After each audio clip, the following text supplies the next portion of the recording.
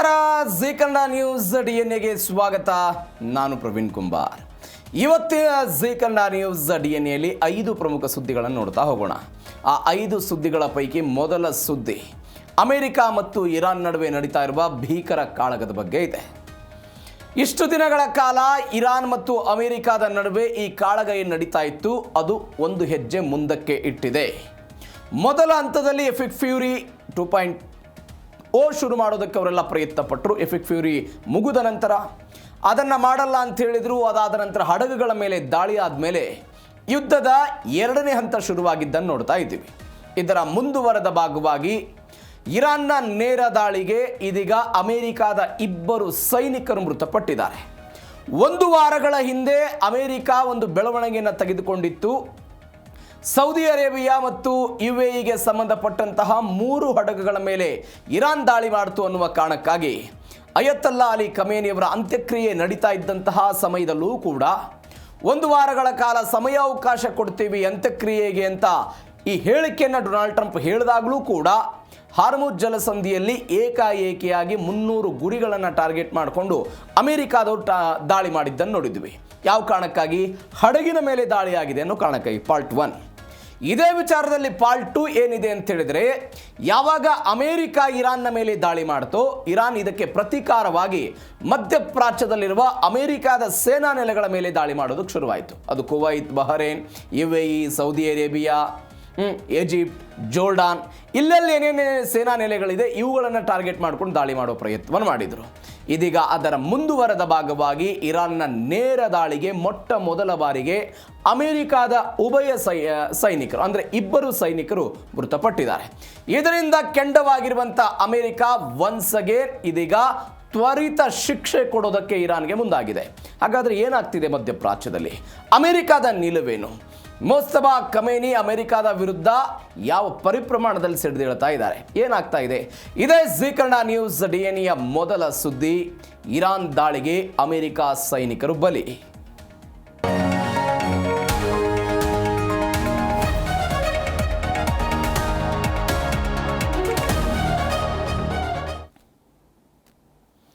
ನಾನು ಅವಾಗಲೇ ಹೇಳಿದೆ, ಜೋರ್ಡಾನ್ನ ಅಮೆರಿಕದ ನೆಲೆಯ ಮೇಲೆ ಗುರಿಯಾಗಿಸಿಕೊಂಡು ಇರಾನ್ನವರು ದಾಳಿ ಮಾಡಿದರು.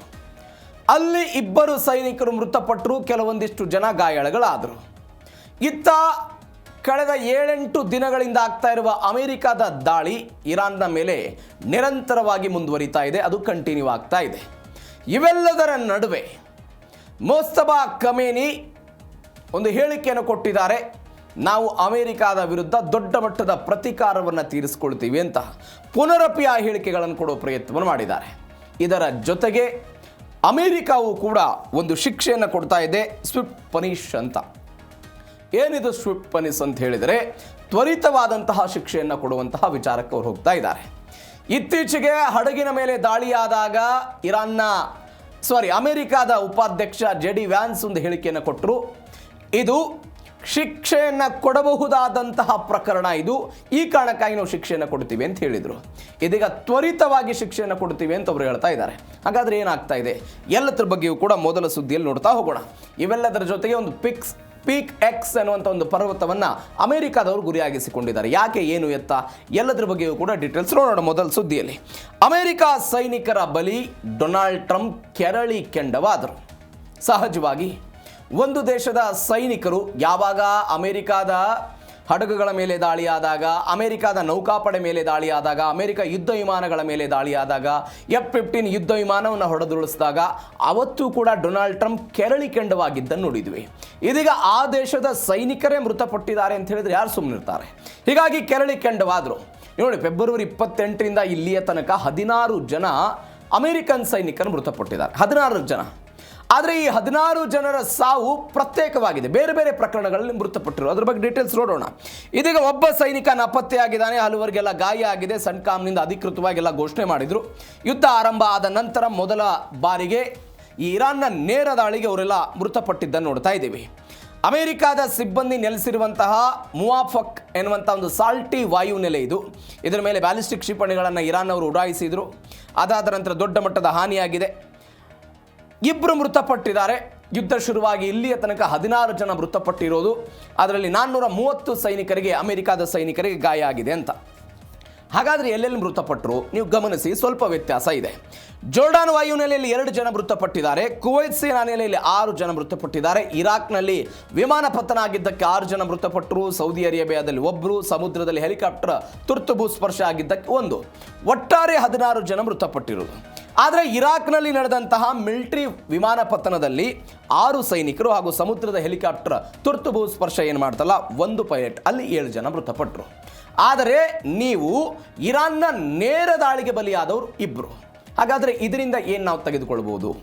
1, ಇಷ್ಟು ದಿನಗಳ ಕಾಲ ಇರಾನ್ ಏನು ಮಾಡ್ತಾ ಇತ್ತು, ಅಮೆರಿಕಾದ ವಿರುದ್ಧ ಪ್ರಾಕ್ಸಿ ಯುದ್ಧಗಳನ್ನು ಮಾಡೋ ಪ್ರಯತ್ನವನ್ನು ಮಾಡ್ತಾ ಇತ್ತು. ಹೌತಿಗಳ ಮುಖಾಂತರ, ಹಮಾಸ್ನವರ ಮುಖಾಂತರ. ಅದು ಕೇವಲ ಇಸ್ರೇಲ್ಗೆ ಮಾತ್ರ ಸಂಬಂಧ ಆಗಿದ್ದಲ್ಲ, ಸಮುದ್ರದಲ್ಲಿ ಅಮೆರಿಕಾವನ್ನು ಹೆಂಗೆ ಕಟ್ಟಿ ಹಾಕಬೇಕು ಅನ್ನುವಂಥ ದೃಷ್ಟಿಯಲ್ಲೂ ಕೂಡ ಅವರಿಂದ ದಾಳಿ ಮಾಡಿಸೋ ಪ್ರಯತ್ನವನ್ನು ಮಾಡ್ತಾ ಇದ್ರು. IRGC ಪಡೆಯವರು ದಾಳಿ ಮಾಡ್ತಾ ಇದ್ರು. ಇದರಿಂದ ಏನು ತಪ್ಪಿಸ್ಕೊಳ್ಬೋದು ಇತ್ತು? ಏನೋ ಮಾತುಕತೆ ಆಗ್ಬೋದು, ಇರಾನ್ ಮತ್ತು ಅಮೆರಿಕಾದವ್ರು ಏನೋ ಮಾತುಕತೆಯನ್ನು ಮುಗಿಸ್ಕೊಂಡು ಏನೋ ಆಗಬಹುದು ಅಂತ ಲೆಕ್ಕಾಚಾರ ಇತ್ತು. ಆದರೆ ಅಧಿಕೃತವಾಗಿ ನೇರವಾದಂತಹ ದಾಳಿಯ ಸಮಯದಲ್ಲಿ ಅಮೆರಿಕಾದ 2 ಸೈನಿಕರು ಮೃತಪಟ್ಟಿದ್ದಾರೆ ಅಂತ ಹೇಳಿದ್ರೆ, ನಾನು ಆವಾಗಲೇ ಹೇಳಿದೆ, ಅಪಘಾತದಲ್ಲಿ ಮೃತಪಟ್ಟವರೆಷ್ಟು, ಹೆಲಿಕಾಪ್ಟರ್ ಪತನದಿಂದ ಮೃತಪಟ್ಟವರೆಷ್ಟು, ಅದಾದ ನಂತರ ಬೇರೆ ಬೇರೆ ಇರಾಕ್ನಲ್ಲಿ ಆದಂತಹ ಬೆಳವಣಿಗೆಗೆ ಮೃತಪಟ್ಟವರ ಸಂಖ್ಯೆ ಎಷ್ಟು, ಒಟ್ಟು 16ರಲ್ಲಿ ಇವತ್ತು ಇರಾನ್ನ ನೇರ ದಾಳಿಗೆ 2 ಬಲಿಯಾಗಿದ್ದಾರೆ. ಹೀಗಾಗಿ ಡೊನಾಲ್ಡ್ ಟ್ರಂಪ್ ಕೆರಳಿ ಕೆಂಡವಾಗಿರುವಂತಹ ಪ್ರಕರಣ ಇದು.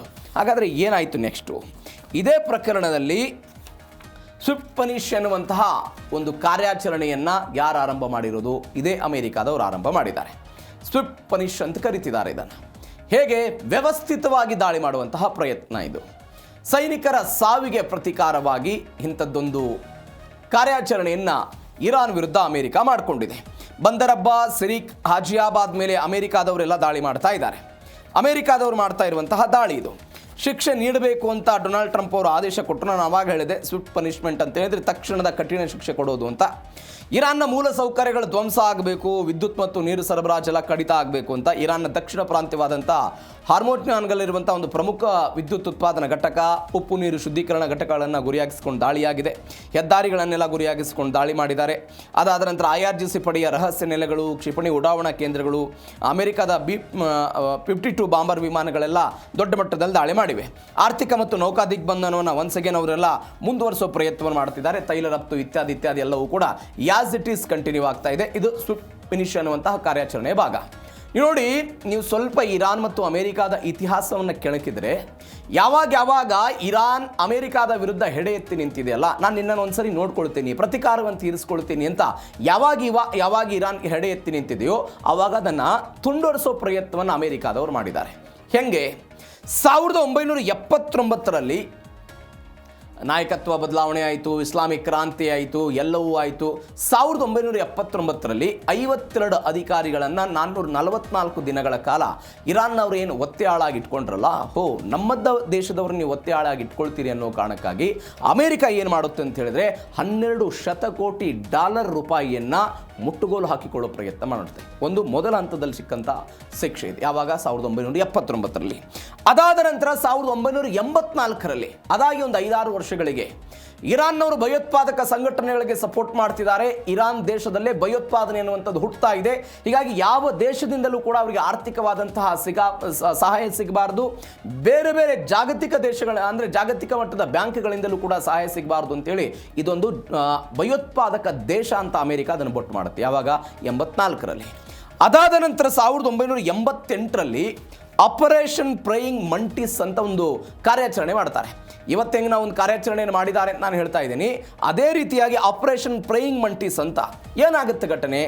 US ಸ್ಯಾಮ್ಯುಯಲ್ B ರಾಬರ್ಟ್ಸ್ ಎನ್ನುವಂಥ ಹಡಗಿಗೆ ಏನಾಗುತ್ತೆ, ಇರಾನ್ ಇಟ್ಟಿದ್ದಂತಹ ಕೆಲವೊಂದಿಷ್ಟು ಹಾರ್ಮುಜ್ ಜಲಸಂಧಿಯಲ್ಲಿ ಇಟ್ಟಿದ್ದಂಥ ಮೈನ್ಸಿಗೆ ಹೋಗಿ ಡಿಕ್ಕಿ ಹೊಡೆದು ಬಿಡುತ್ತೆ ಈ ನೌಕಾ ಹಡಗು. ಈ ಡಿಕ್ಕಿ ಹೊಡೆದಿದ್ದರ ಪರಿಣಾಮವಾಗಿ ಏನಾಗುತ್ತೆ ಅಂತ ಹೇಳಿದ್ರೆ ಇಡೀ ನೌಕಾಪಡೆ ಜರ್ಜರಿತ ಆಗಿ ಹೋಗ್ಬಿಡುತ್ತೆ. ಆ ಒಟ್ಟಾರೆ ಹಡಗು ಜರ್ಜರಿತ ಆಗುತ್ತೆ. ಆ ಹಡಗಿನಲ್ಲಿದ್ದಂಥ 10 ಜನ ನೌಕಾ ಸಿಬ್ಬಂದಿ ಇದ್ರಲ್ಲ, ಸಂಪೂರ್ಣವಾಗಿ ಗಾಯಗಳಾಗ್ಬಿಡುತ್ತೆ. ಸಂಪೂರ್ಣವಾಗಿ ಗಾಯಗಳಾಗ್ತವೆ ಅವರಿಗೆ. ಹೀಗಾಗಿ ಅಮೆರಿಕ ಅವತ್ತು ಕೆರಳಿ ಕೆಂಡವಾಗಿ ಇರಾನ್ನ ವಿರುದ್ಧ ಪ್ರತೀಕಾರವನ್ನು ತೀರಿಸಿಕೊಳ್ಳುವ ಪ್ರಯತ್ನವನ್ನು ಮಾಡಿದರು. ಅದಾದ ನಂತರ 1995ರಲ್ಲಿ ಕ್ಲಿಂಟನ್ ಅವರು ಈ ದೇಶದೊಂದಿಗೆ ನಾವು ಯಾವುದೇ ಕಾರಣಕ್ಕಾಗಿಯೂ ಕೂಡ ವ್ಯಾಪಾರ ಒಪ್ಪಂದವನ್ನು ಮಾಡಬಾರದು ಅಂತ ಒಂದು ನಿಯಮವನ್ನು ತೆಗೆದುಕೊಂಡು ಬರೋ ಪ್ರಯತ್ನ ಮಾಡಿದರು.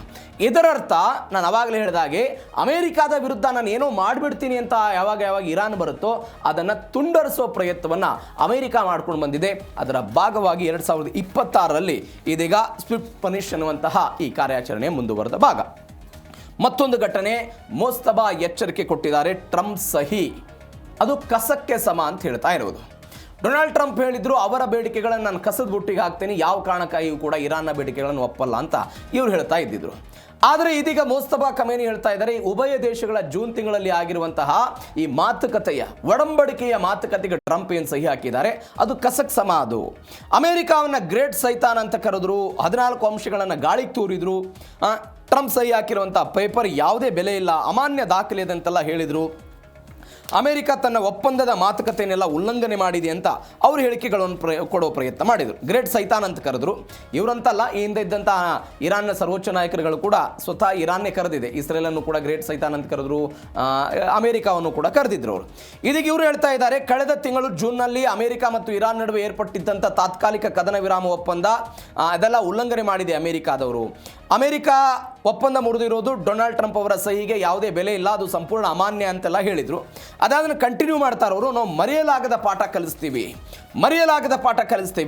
ಅಮೆರಿಕ ಇರಾನ್ ಮೂಲ ಸೌಕರ್ಯಗಳು ಮಿಲಿಟರಿ ನೆಲೆಗಳ ಮೇಲೆ ದಾಳಿ ಮಾಡೋದನ್ನು ತಕ್ಷಣವೇ ನಿಲ್ಲಿಸದೇ ಇದ್ದರೆ ಇರಾನ್ ಮತ್ತು ಅದರ ಮಿತ್ರ ರಾಷ್ಟ್ರಗಳ ಒಕ್ಕೂಟ ಅಮೆರಿಕಕ್ಕೆ ಎಂದೂ ಮರೆಯಲಾಗದ ಪಾಠವನ್ನು ಕಲಿಸುತ್ತೆ ಅಂತ. ಮಿತ್ರ ರಾಷ್ಟ್ರಗಳ ಒಕ್ಕೂಟ ಅಂತ ಹೇಳಿದ್ರೆ ಇದೆ ಹೌತಿ, ಹಮಾಸ್, ಹೆಜ್ಬುಲ್ಲಾ ಇವರೇನಿದ್ದಾರೆ, ಇವರ ಮುಖಾಂತರ ನಾವು ಪಾಠವನ್ನು ಕಲಿಸ್ತೀವಿ ಅಂತ ಅವ್ರು ಹೇಳ್ತಾ ಇದ್ದಾರೆ. ಮತ್ತೊಂದು ಕಡೆ ಮೋಸ್ತಬಾ ಮಿಲಿಟರಿ ಸಲಹೆಗಾರ ಜನರಲ್ ಮೊಹಸೆನ್ ರೆಜಾಯಿ ಹೇಳ್ತಾರೆ, ಅಮೆರಿಕದ ದಾಳಿಗಳು ಹಿಂಗೆ ಮುಂದುವರೆದರೆ ಇರಾನ್ ಕೇವಲ ಪ್ರತಿ ದಾಳಿಗಳಿಗೆ ಸೀಮಿತ ಆಗದೆ ಪೂರ್ಣ ಪ್ರಮಾಣದ ಆಕ್ರಮಣಕಾರಿ ಕಾರ್ಯಾಚರಣೆಯನ್ನೆಲ್ಲ ನಾನು ಆರಂಭ ಮಾಡ್ತೀನಿ ಅನ್ನುವಂಥ ಹೇಳಿಕೆಗಳನ್ನು ಇವ್ರು ಕೊಡೋ ಪ್ರಯತ್ನವನ್ನು ಮಾಡ್ತಾ ಇದ್ದಾರೆ. ಹಾಗಾದರೆ ಮೋಸ್ತಬಾ ಖಮೇನಿ ಕೇವಲ ಹೇಳಿಕೆಗಳನ್ನು ಕೊಡ್ತಾರಾ? ಅಮೆರಿಕ ಅಥವಾ ಇಸ್ರೇಲ್ನ ವಿರುದ್ಧ ಯಾವ ಪರಿಪ್ರಮಾಣದ ಆಕ್ರೋಶ ಇತ್ತು ಅನ್ನೋದನ್ನು ಅಯತಲ್ಲಾ ಅಲಿ ಖಮೇನಿಯವರ ಅಂತ್ಯಕ್ರಿಯೆ ಸಮಯದಲ್ಲೂ ಕೂಡ ನೋಡಿದ್ವಿ. ಇತ್ತೀಚೆಗೆ ಅವರ ತಲೆಯನ್ನು ಕಡ್ದವ್ರು ನಾವು ಹಣವನ್ನು ಕೊಡ್ತೀವಿ ಅಂತಲೂ ಕೂಡ ಹೇಳಿದ್ದನ್ನು ನೋಡಿದ್ದೀವಿ. ಪ್ರತೀಕಾರದ ಮಾತುಗಳು ಅದರ ಒಳಗಿನಿಂದ ಬರ್ತಾ ಇರೋದನ್ನು ನೋಡ್ತಾ ಇದ್ದೀವಿ. ನಿಮಗೆ 2020ರಲ್ಲಿ ಸುಲೈಮಾನಿ ಹತ್ಯೆ ಆಗುತ್ತಲ್ಲ, ಐನ್ ಅಲ್ ಅಸಾದ್ ಎನ್ನುವಂಥ ಒಂದು ವಾಯುನೆಲೆ ಮೇಲೆ ದಾಳಿ ಆಯಿತು. ಈ ವಾಯುನೆಲೆ ಮೇಲೆ ದಾಳಿ ಆದಂತಹ ಸಮಯದಲ್ಲಿ ಏನು ಘಟನೆ ಆಗುತ್ತೆ ಅಂತ ಹೇಳಿದ್ರೆ ಇರಾನ್ ಒಂದು ಪ್ರತೀಕಾರಕ್ಕೆ ಹೋಗುತ್ತೆ. ಇವತ್ತೇನು ಪ್ರತೀಕಾರದ ಬಗ್ಗೆ ಮಾತನಾಡ್ತಾ ಇದೆಯೋ 2020ರಲ್ಲೂ ಕೂಡ ಇರಾನ್ ಇದೇ ರೀತಿಯಾದಂತಹ ಪ್ರತೀಕಾರದ ಬಗ್ಗೆ ಮಾತನಾಡಿತ್ತು ಸುಲೈಮಾನಿ ಹತ್ಯೆ ಆದಂತಹ ಸಮಯದಲ್ಲಿ. ಹಾಗಾದರೆ ಪ್ರತೀಕಾರವನ್ನು ತೀರಿಸ್ಕೊಂಡ್ರ? ಹೌದು ತೀರಿಸ್ಕೊಂಡ್ರು. ಹೆಂಗೆ ತೀರಿಸ್ಕೊಂಡ್ರು ಅಂತ ಹೇಳಿದರೆ IRGC ಪಡೆಗಳು ಒಂದು ಐನ್ ಅಲ್ ಅಸಾದ್ ಎನ್ನುವಂಥ ವಾಯುನೆಲೆಯ ಮೇಲೆ, ಅಮೆರಿಕಾಗೆ ಸಂಬಂಧಪಟ್ಟಂತಹ ವಾಯುನೆಲೆ, ಈ ನೆಲೆಯ ಮೇಲೆ 12ಕ್ಕೂ ಹೆಚ್ಚು ಬ್ಯಾಲಿಸ್ಟಿಕ್ ಕ್ಷಿಪಣಿಗಳನ್ನು ಉಡಾವಣೆ ಮಾಡ್ತಾರೆ. ಯಾರು? IRGC ಅವರು. ಅಮೆರಿಕಾದ ವಾಯುನೆಲೆಗಳಿದೆ, ಅವುಗಳನ್ನು ಗುರಿಯಾಗಿಸಿಕೊಂಡು ಇವರು ದಾಳಿ ಮಾಡಿದರು. ಪರಿಣಾಮ ಹೆಂಗಾಯಿತು ಅಂತ ಹೇಳಿದರೆ ನಿಮಗೆ ಅಮೆರಿಕಾದ ಯಾವುದೇ ಸೈನಿಕರು ಮೃತಪಡಲಿಲ್ಲ, ಆ ಮಾತು ಬೇರೆ. ಆದರೆ ಅವರಿಗೆ ಆರ್ಥಿಕವಾಗಿ ಹೊಡೆತ ಕೊಡೋ ಪ್ರಯತ್ನವನ್ನು ಮಾಡಿದರು. ಎಲ್ಲಕ್ಕಿಂತ ಹೆಚ್ಚಾಗಿ ಯಾವ ಬ್ರೈನ್ ಒಟ್ಟಾರೆ ಮನುಷ್ಯನನ್ನು ನಿಯಂತ್ರಣ ಮಾಡುತ್ತೆ, ಕೆಲಸ ಕಾರ್ಯಗಳಿಗೆ ಅದು ಉಪಯೋಗ ಆಗುತ್ತೆ ನಾವೆಲ್ಲ ಮಾತನಾಡ್ತೀವಲ್ವಾ, ಅದೇ ಬ್ರೈನ್ನ ಗುರಿಯಾಗಿಸಿಕೊಂಡು ಅಮೆರಿಕಾದ ಸೈನಿಕರ ಮೇಲೆ ದಾಳಿ ಆಗುತ್ತೆ. 100ಕ್ಕೂ ಹೆಚ್ಚು ಜನರಿಗೆ ಮೆದುಳಿನ ಸಮಸ್ಯೆ ಕಾಡೋದಕ್ಕೆ ಶುರುವಾಗುತ್ತೆ. ಈ ಪರಿಪ್ರಮಾಣದಲ್ಲಿ ಅವತ್ತು ಪ್ರತೀಕಾರವನ್ನು ಇರಾನ್ನವರು ತೀರಿಸಿಕೊಂಡಿದ್ರು. ಒನ್ಸ್ ಅಗೇನ್ ಇದೀಗ ಅದೇ ಪ್ರತೀಕಾರದ ಬಗ್ಗೆ ಮೋಸ್ತಬಾ ಖಮೇನಿ ಮಾತಾಡ್ತಾ ಇದ್ದಾರೆ. ಇದು ಒಂದು ಭಾಗ. ಮತ್ತೊಂದು ಕಡೆ ಪೀಕ್ ಎಕ್ಸ್ ಪರ್ವತದ ಮೇಲೆ ಅಮೆರಿಕಾದವರು ಕಣ್ಣಿಟ್ಟಿರೋ ಘಟನೆ ಇದು ನೋಡಿ. ಒಂದ್ಸಗೆ ಹಾರ್ಮುಜ್ ಜಲಸಂಧಿಯ ಬಗ್ಗೆ ಮಾತುಕತೆಗಳು ಬರುತ್ತೆ, ಮತ್ತೊಂದು ಕಡೆ ಪರಮಾಣು ಕಾರ್ಯಕ್ರಮದ ಬಗ್ಗೆ ಮಾತುಕತೆಗಳು ಬರುತ್ತೆ. ಇದೀಗ ಈ ಪರ್ವತವನ್ನೇನು ಗುರಿಯಾಗಿಸಿಕೊಂಡಿದ್ದಾರೆ ಅದು ಪರಿಶುದ್ಧವಾಗಿ ಯುರೇನಿಯಂ ಸಂಸ್ಕರಣೆ ಬಗ್ಗೆ, ಪರಮಾಣು ಕಾರ್ಯಕ್ರಮದ ಬಗ್ಗೆ ಅಮೆರಿಕ ಕೇಂದ್ರೀಕರಿಸಿಕೊಂಡು ಅದನ್ನು ಗುರಿಯಾಗಿಸಿಕೊಂಡು ನಾವು ದಾಳಿ ಮಾಡ್ತೀವಿ ಅಂತ ಟ್ರಂಪ್ ಅವರು ಹೇಳಿದ್ದಾರೆ. ಏನಾಯ್ತು ಹಾಗಾದರೆ ಡೀಟೇಲ್ಸ್ ನೋಡೋಣ. ಪೀಕ್ ಎಕ್ಸ್ ಪರ್ವತದ ಮೇಲೆ ಅಮೆರಿಕ ಕೆಂಗಣ್ಣನ್ನು ಇಟ್ಟಿರೋದು. ನಾನು ನಮ್ಗೆ ಅನೇಕ ಬಾರಿ ಹೇಳಿದ್ದೀನಿ, ಇರಾನ್ನ ಒಟ್ಟಾರೆ ಭೌಗೋಳಿಕ ಪ್ರದೇಶ ಹೆಂಗಿದೆ ಅಂತ ಹೇಳಿದರೆ ಶತ್ರುಗಳು ಆ ಕೋಟೆಯನ್ನು ಭೇದಿಸಿ ಒಳಗೆ ಹೋಗೋದಕ್ಕೆ ಸಾಧ್ಯವಿಲ್ಲದಂತಹ ಪ್ರಕೃತಿ ವಾತಾವರಣ ಇರಾನ್ಗೆ ಸಹಜವಾಗಿ ಬಂದಿರೋದು. ಅಲ್ಲಿರುವಂಥ ದೊಡ್ಡ ತರನಾದಂತಹ ಪರ್ವತಗಳು, ಅಲ್ಲಿರುವಂಥ ಒಟ್ಟಾರೆ ಕಾಡಿನ ಪ್ರದೇಶ ಎಲ್ಲವೂ ಕೂಡ ಸಹಜವಾಗಿ ಯಾರಿಗೂ ಕೂಡ ಒಳನುಗ್ಗೋದಕ್ಕೆ ಸಾಧ್ಯ ಇಲ್ಲ. ಇದೀಗ ಪೀಕ್ ಎಕ್ಸ್ ಎನ್ನುವಂಥ ಪರ್ವತವನ್ನು ಗುರಿಯಾಗಿಸಿಕೊಂಡಿದ್ದಾರೆ. ಇಸ್ಫಹಾನ್ ಪ್ರಾಂತ್ಯದ ಪೀಕ್ ಎಕ್ಸ್ ಪರ್ವತದ ಕೆಳಗಿರುವಂತಹ ಬಂಕರ್ಗಳ ಮೇಲೆ ಇವರು ತಮ್ಮ ಒಟ್ಟಾರೆ ಗುರಿಯನ್ನು ಇಟ್ಕೊಂಡಿರೋದು. ಯಾಕೆ ಅಂತ ಡೀಟೇಲ್ಸಿಗೆ ಬರೋಣ. ಇರಾನ್ ರಾಜಧಾನಿ ಟೆಹರಾನ್ನಿಂದ ದಕ್ಷಿಣ ಪ್ರದೇಶಕ್ಕೆ ಒಂದು 220 ಕಿಲೋಮೀಟರ್ ದೂರದಲ್ಲಿ ನಂಟಾಜ್ ಪರಮಾಣು ಸಂಕೀರ್ಣ ಇದೆ ಅಂತ ನಾನು ಹೇಳಿದೆ.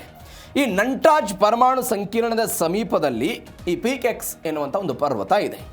ಟ್ರಂಪ್ ಹೇಳಿದರು ಒಂದು ಸಂದರ್ಶನದಲ್ಲಿ ಮಾತನಾಡಿ, ನಾವು ಪೀಕ್ ಎಕ್ಸ್ ಪರ್ವತವನ್ನು ಉಡಾಯಿಸ್ತೀವಿ, ಇರಾನಿಯನ್ನರೆಲ್ಲ ಸಿದ್ಧತೆಯಾಗಿರಲಿ ಅಂತ. ಈ ಪರ್ವತದ ಕೆಳಗಡೆ 100 ಮೀಟರ್ ಆಳದಲ್ಲಿ ಗಟ್ಟಿ ಗ್ರಾನೈಟ್ಗಳು, ಬಂಡೆಗಳನ್ನು ಕೊರೆದು ಒಂದು ದೊಡ್ಡ ಮಟ್ಟದ ಸುರಂಗಗಳನ್ನೆಲ್ಲ ಮಾಡೋದಕ್ಕೆ ಇವರು ಹೊರಟಿದ್ದಾರೆ ಅಂತ ಸುದ್ದಿಗಳಿದೆ. ಈ ಕಾರಣಕ್ಕಾಗಿ ಅಮೆರಿಕಾದವರು ಇದನ್ನು ಟಾರ್ಗೆಟ್ ಮಾಡುವ ಪ್ರಯತ್ನವನ್ನು ಮಾಡಿದರು. ಎರಡನೇದ್ದು, ನಂಟಾಜ್ ಮತ್ತು ಪೋರ್ಟ್ಗಳು ಯಾವ ಸುರಕ್ಷಿತ ಪ್ರದೇಶ ಅಂತ ಇರಾನ್ ಅಂದುಕೊಂಡಿತ್ತು, ಅವೆಲ್ಲವೂ ಕೂಡ ಭೂಮಿಯ ಮೇಲ್ಭಾಗಕ್ಕೆ ಹತ್ತಿರವಿರುವಂತಹ ಒಂದು ಪ್ರದೇಶ. ಭೂಮಿಯ ಮೇಲ್ಭಾಗಕ್ಕೆ ಹತ್ತಿರವಿದೆ, ಶತ್ರುಗಳು ನೇರವಾಗಿ ಅದರ ಮೇಲೆ ದಾಳಿ ಮಾಡಬಹುದಂತಹ ಭೂಮಿಯ ವ್ಯಾಪ್ತಿಯಲ್ಲಿರುವಂತಹ ಕೇಂದ್ರಗಳು. ಇದಕ್ಕೆ ಪರ್ಯಾಯವಾಗಿ ಏನು ಮಾಡಿದರು ಅಂತ ಹೇಳಿದ್ರು ಅವರು, ಪೀಕ್ ಎಕ್ಸ್ ಎನ್ನುವಂತಹ ಈ ಪರ್ವತದ ಅಡಿಯಲ್ಲಿ ಕೆಲವೊಂದಿಷ್ಟು ಸುರಂಗಗಳನ್ನು ಕೊರೆಯುವ ಪ್ರಯತ್ನವನ್ನು ಮಾಡಿ ಅಲ್ಲಿ ಸಂಸ್ಕರಿಸಿದ ಯುರೇನಿಯಂ ಇಡೋದು, ಅದಾದ ನಂತರ ಅಲ್ಲಿ ಬೇಕಾದಂತಹ ಈ ಪರಮಾಣು ಕಾರ್ಯಕ್ರಮಕ್ಕೆ ಬೇಕಾದಂಥ ವ್ಯವಸ್ಥೆಗಳನ್ನು ಮಾಡಿಕೊಳ್ಳೋದು ಅಂತ ಅವರ ಆಲೋಚನೆ ಇದೆ. ಈ ಕಾರಣಕ್ಕಾಗಿ ಅದನ್ನು ವ್ಯವಸ್ಥೆ ಮಾಡಿಕೊಳ್ತಿದ್ದಾರೆ ಅಂತ. ಎಲ್ಲಕ್ಕಿಂತ ಹೆಚ್ಚಾಗಿ ಅಮೆರಿಕಾದ ಅಭೇದ್ಯ ಕೋಟೆ, ಅಂದರೆ ಶತ್ರುಗಳ ಅಭೇದ್ಯ ಕೋಟೆಯನ್ನು ಭೇದಿಸುವುದಕ್ಕೆ ಬಂಕರ್ ಬೂಸ್ಟರ್ಗಳನ್ನು ಏನು ಬಳಕೆ ಮಾಡ್ತಾರಲ್ಲ ಅಮೆರಿಕಾದವರು, ಆ ಬಂಕರ್ ಬೂಸ್ಟರ್ಗಳು ಅಂದರೆ ಶತ್ರುಗಳನ್ನ ಒಳಗಡೆ ಇರುವಂತಹ ಭೂಮಿಯ ಆಳದಲ್ಲೂ ಕೂಡ ಶತ್ರು ಏನು ಮಾಡ್ತಾ ಇದ್ದಾನೆ, ಏನೆಲ್ಲ ಕಾರ್ಯಾಚರಣೆ ಆಗ್ತಾ ಇದೆ, ಅದನ್ನು ಉಪಗ್ರಹದ ಮುಖಾಂತರ ಎಲ್ಲವನ್ನು ಪತ್ತೆ ಹಚ್ಚುವ ಮುಖಾಂತರ ಬಂಕರ್ ಬೂಸ್ಟರ್ಗಳ ಮುಖಾಂತರ ದಾಳಿ ಮಾಡುವಂಥ ವ್ಯವಸ್ಥೆ ಅಮೆರಿಕಾದ ಬಳಿ ಇದೆ. ಇದು ಆದರೆ ಅಮೆರಿಕಾದ ಬಳಿ ಇರುವಂಥ ಬಂಕರ್ ಬಾಸ್ಟರನ್ನು ಬಳಕೆ ಮಾಡಿಕೊಂಡಾಗಲೂ ಕೂಡ ಈ ಪರ್ವತದ ಅಡಿಯಲ್ಲಿ ಏನವರು ಹುದುಗಿಡ್ತಾ ಇದ್ದಾರೆ, ಪರಮಾಣು ಕಾರ್ಯಕ್ರಮ ಮಾಡ್ತಿದ್ದಾರೆ, ಅದನ್ನು ತಲುಪೋದಕ್ಕೆ ಸಾಧ್ಯವಿಲ್ಲ. ಅಂತಹ ಪ್ರದೇಶದಲ್ಲಿ ಇರಾನ್ ಅವರು ಕೆಲಸ ಮಾಡ್ತಾ ಇದ್ದಾರೆ. ಹಾಗಾದರೆ ಹೆಂಗೆ ತಡಿಬೋದು ಅಮೆರಿಕಾದವರು? ಈಗೊಂದು ಪ್ರಶ್ನೆ ಬರುತ್ತೆ, ಹೆಂಗೆ ತಡಿಬಹುದು ಅಂತ ಹೇಳಿದರೆ, ನೇರವಾಗಿ ಅದರ ಮೇಲೆ ದಾಳಿ ಮಾಡೋದಕ್ಕೆ ಸಾಧ್ಯವಿಲ್ಲದೆ ಇದ್ದಾಗಲೂ ಕೂಡ ಆ ಕಾರ್ಯಕ್ರಮಕ್ಕೆ ಬ್ರೇಕ್ ಹಾಕಬೇಕು ಅನ್ನೋದು ಅಮೆರಿಕಾದ ವಾದ ಇದೆ. ಅವರೇನು ಗೊತ್ತಾಗದಂತೆ ಮಾಡ್ತಾ ಇದ್ದಾರೆ ಒಳಗಡೆ, ಅದಕ್ಕೆ ಬ್ರೇಕ್ ಹಾಕಬೇಕು, ಅದಕ್ಕೆ ಸಿಗಬಹುದಾದಂಥ ಆರ್ಥಿಕ ವ್ಯವಸ್ಥೆಯನ್ನು ಕೊಲ್ಯಾಪ್ಸ್ ಮಾಡಬೇಕು. ಕೇವಲ ನಾವು ಆ ಪರ್ವತ ಮಾತ್ರವಲ್ಲ, ಆ ಪರ್ವತದ ಸುತ್ತಮುತ್ತಲಿನ ವಾತಾವರಣವನ್ನು ಹದಗೆಡಿಸಬೇಕು ಅನ್ನುವ ಕಾರಣಕ್ಕಾಗಿ ಅಮೆರಿಕಾದವರು ಇಂಥದ್ದೊಂದು ಪ್ರಯತ್ನವನ್ನು ಮಾಡ್ತಾ ಇದ್ದಾರೆ. ಸ್ಯಾಟಲೈಟ್ ಚಿತ್ರಗಳ ಮುಖಾಂತರ ಸುರಂಗ ದ್ವಾರ, ವಿದ್ಯುತ್ ಸಂಪರ್ಕ, ಅಲ್ಲಿಗೆ ಹೋಗುವಂಥ ಸಾಗಾಣ ಮಾರ್ಗಗಳು ಎಲ್ಲವನ್ನು ಕೂಡ ಪತ್ತೆ ಹಚ್ಚುವ ಮುಖಾಂತರ ಅದನ್ನು ಪ್ರಯತ್ನವನ್ನು ಮಾಡ್ತಾ ಇದ್ದಾರೆ. ಅಂದರೆ ಈ ಪರ್ವತದ ಅಡಿಯಲ್ಲಿ ಏನು ವಿದ್ಯುತ್ ಸರಬರಾಜು ಆಗುತ್ತಲ್ಲ, ಆ ವಿದ್ಯುತ್ ಸರಬರಾಜು ಕೇಂದ್ರಗಳನ್ನು ಟಾರ್ಗೆಟ್ ಮಾಡಿಕೊಂಡು ಅಮೆರಿಕಾದವರು ದಾಳಿ ಮಾಡ್ತಾ ಇರೋದು. ಇದು ಕೂಡ ಇರಾನ್ಗೆ ಒಂದು ತಲೆನೋವಾಗಿ ಕಾಡ್ತಾ ಇರೋದು. ಬಿಕಾಸ್ ಪರಮಾಣು ಕಾರ್ಯಕ್ರಮದಲ್ಲಿ ಅವರು ಮುಂದುವರಿತಾರೆ ಅನ್ನೋದೇ ಅಮೆರಿಕಾಗಿರುವಂಥ ಒಂದು ದೊಡ್ಡ ತಲೆನೋವಾಗಿದೆ. ಮತ್ತೊಂದು ಬೆಳವಣಿಗೆ, ಕುವೈತ್ನಲ್ಲಿ ನೀರಿನ ಬಿಕ್ಕಟ್ಟು, ಜಗತ್ತಿಗೆ ತೈಲದ ಭೀತಿ. ಮೊನ್ನೆಯೂ ಕೂಡ ಕುವೈತ್ನ ಈ ನೀರು ಸಂಸ್ಕರಣಾ ಘಟಕಗಳ ಬಗ್ಗೆ ಎಲ್ಲ ಮಾತನಾಡ್ತಾ ಇದ್ದೆ. ಅವರು 90% ನೀರನ್ನು ಎಲ್ಲಿಂದ ಸಮುದ್ರದ ನೀರನ್ನು ಸಂಸ್ಕರಣೆ ಮಾಡಿ ಕುಡಿಯುವಂತಹ ಪರಿಸ್ಥಿತಿ ಇದೆ. ನೈಸರ್ಗಿಕವಾಗಿ ನೀರಿನ ಮೂಲಗಳಿಲ್ಲ.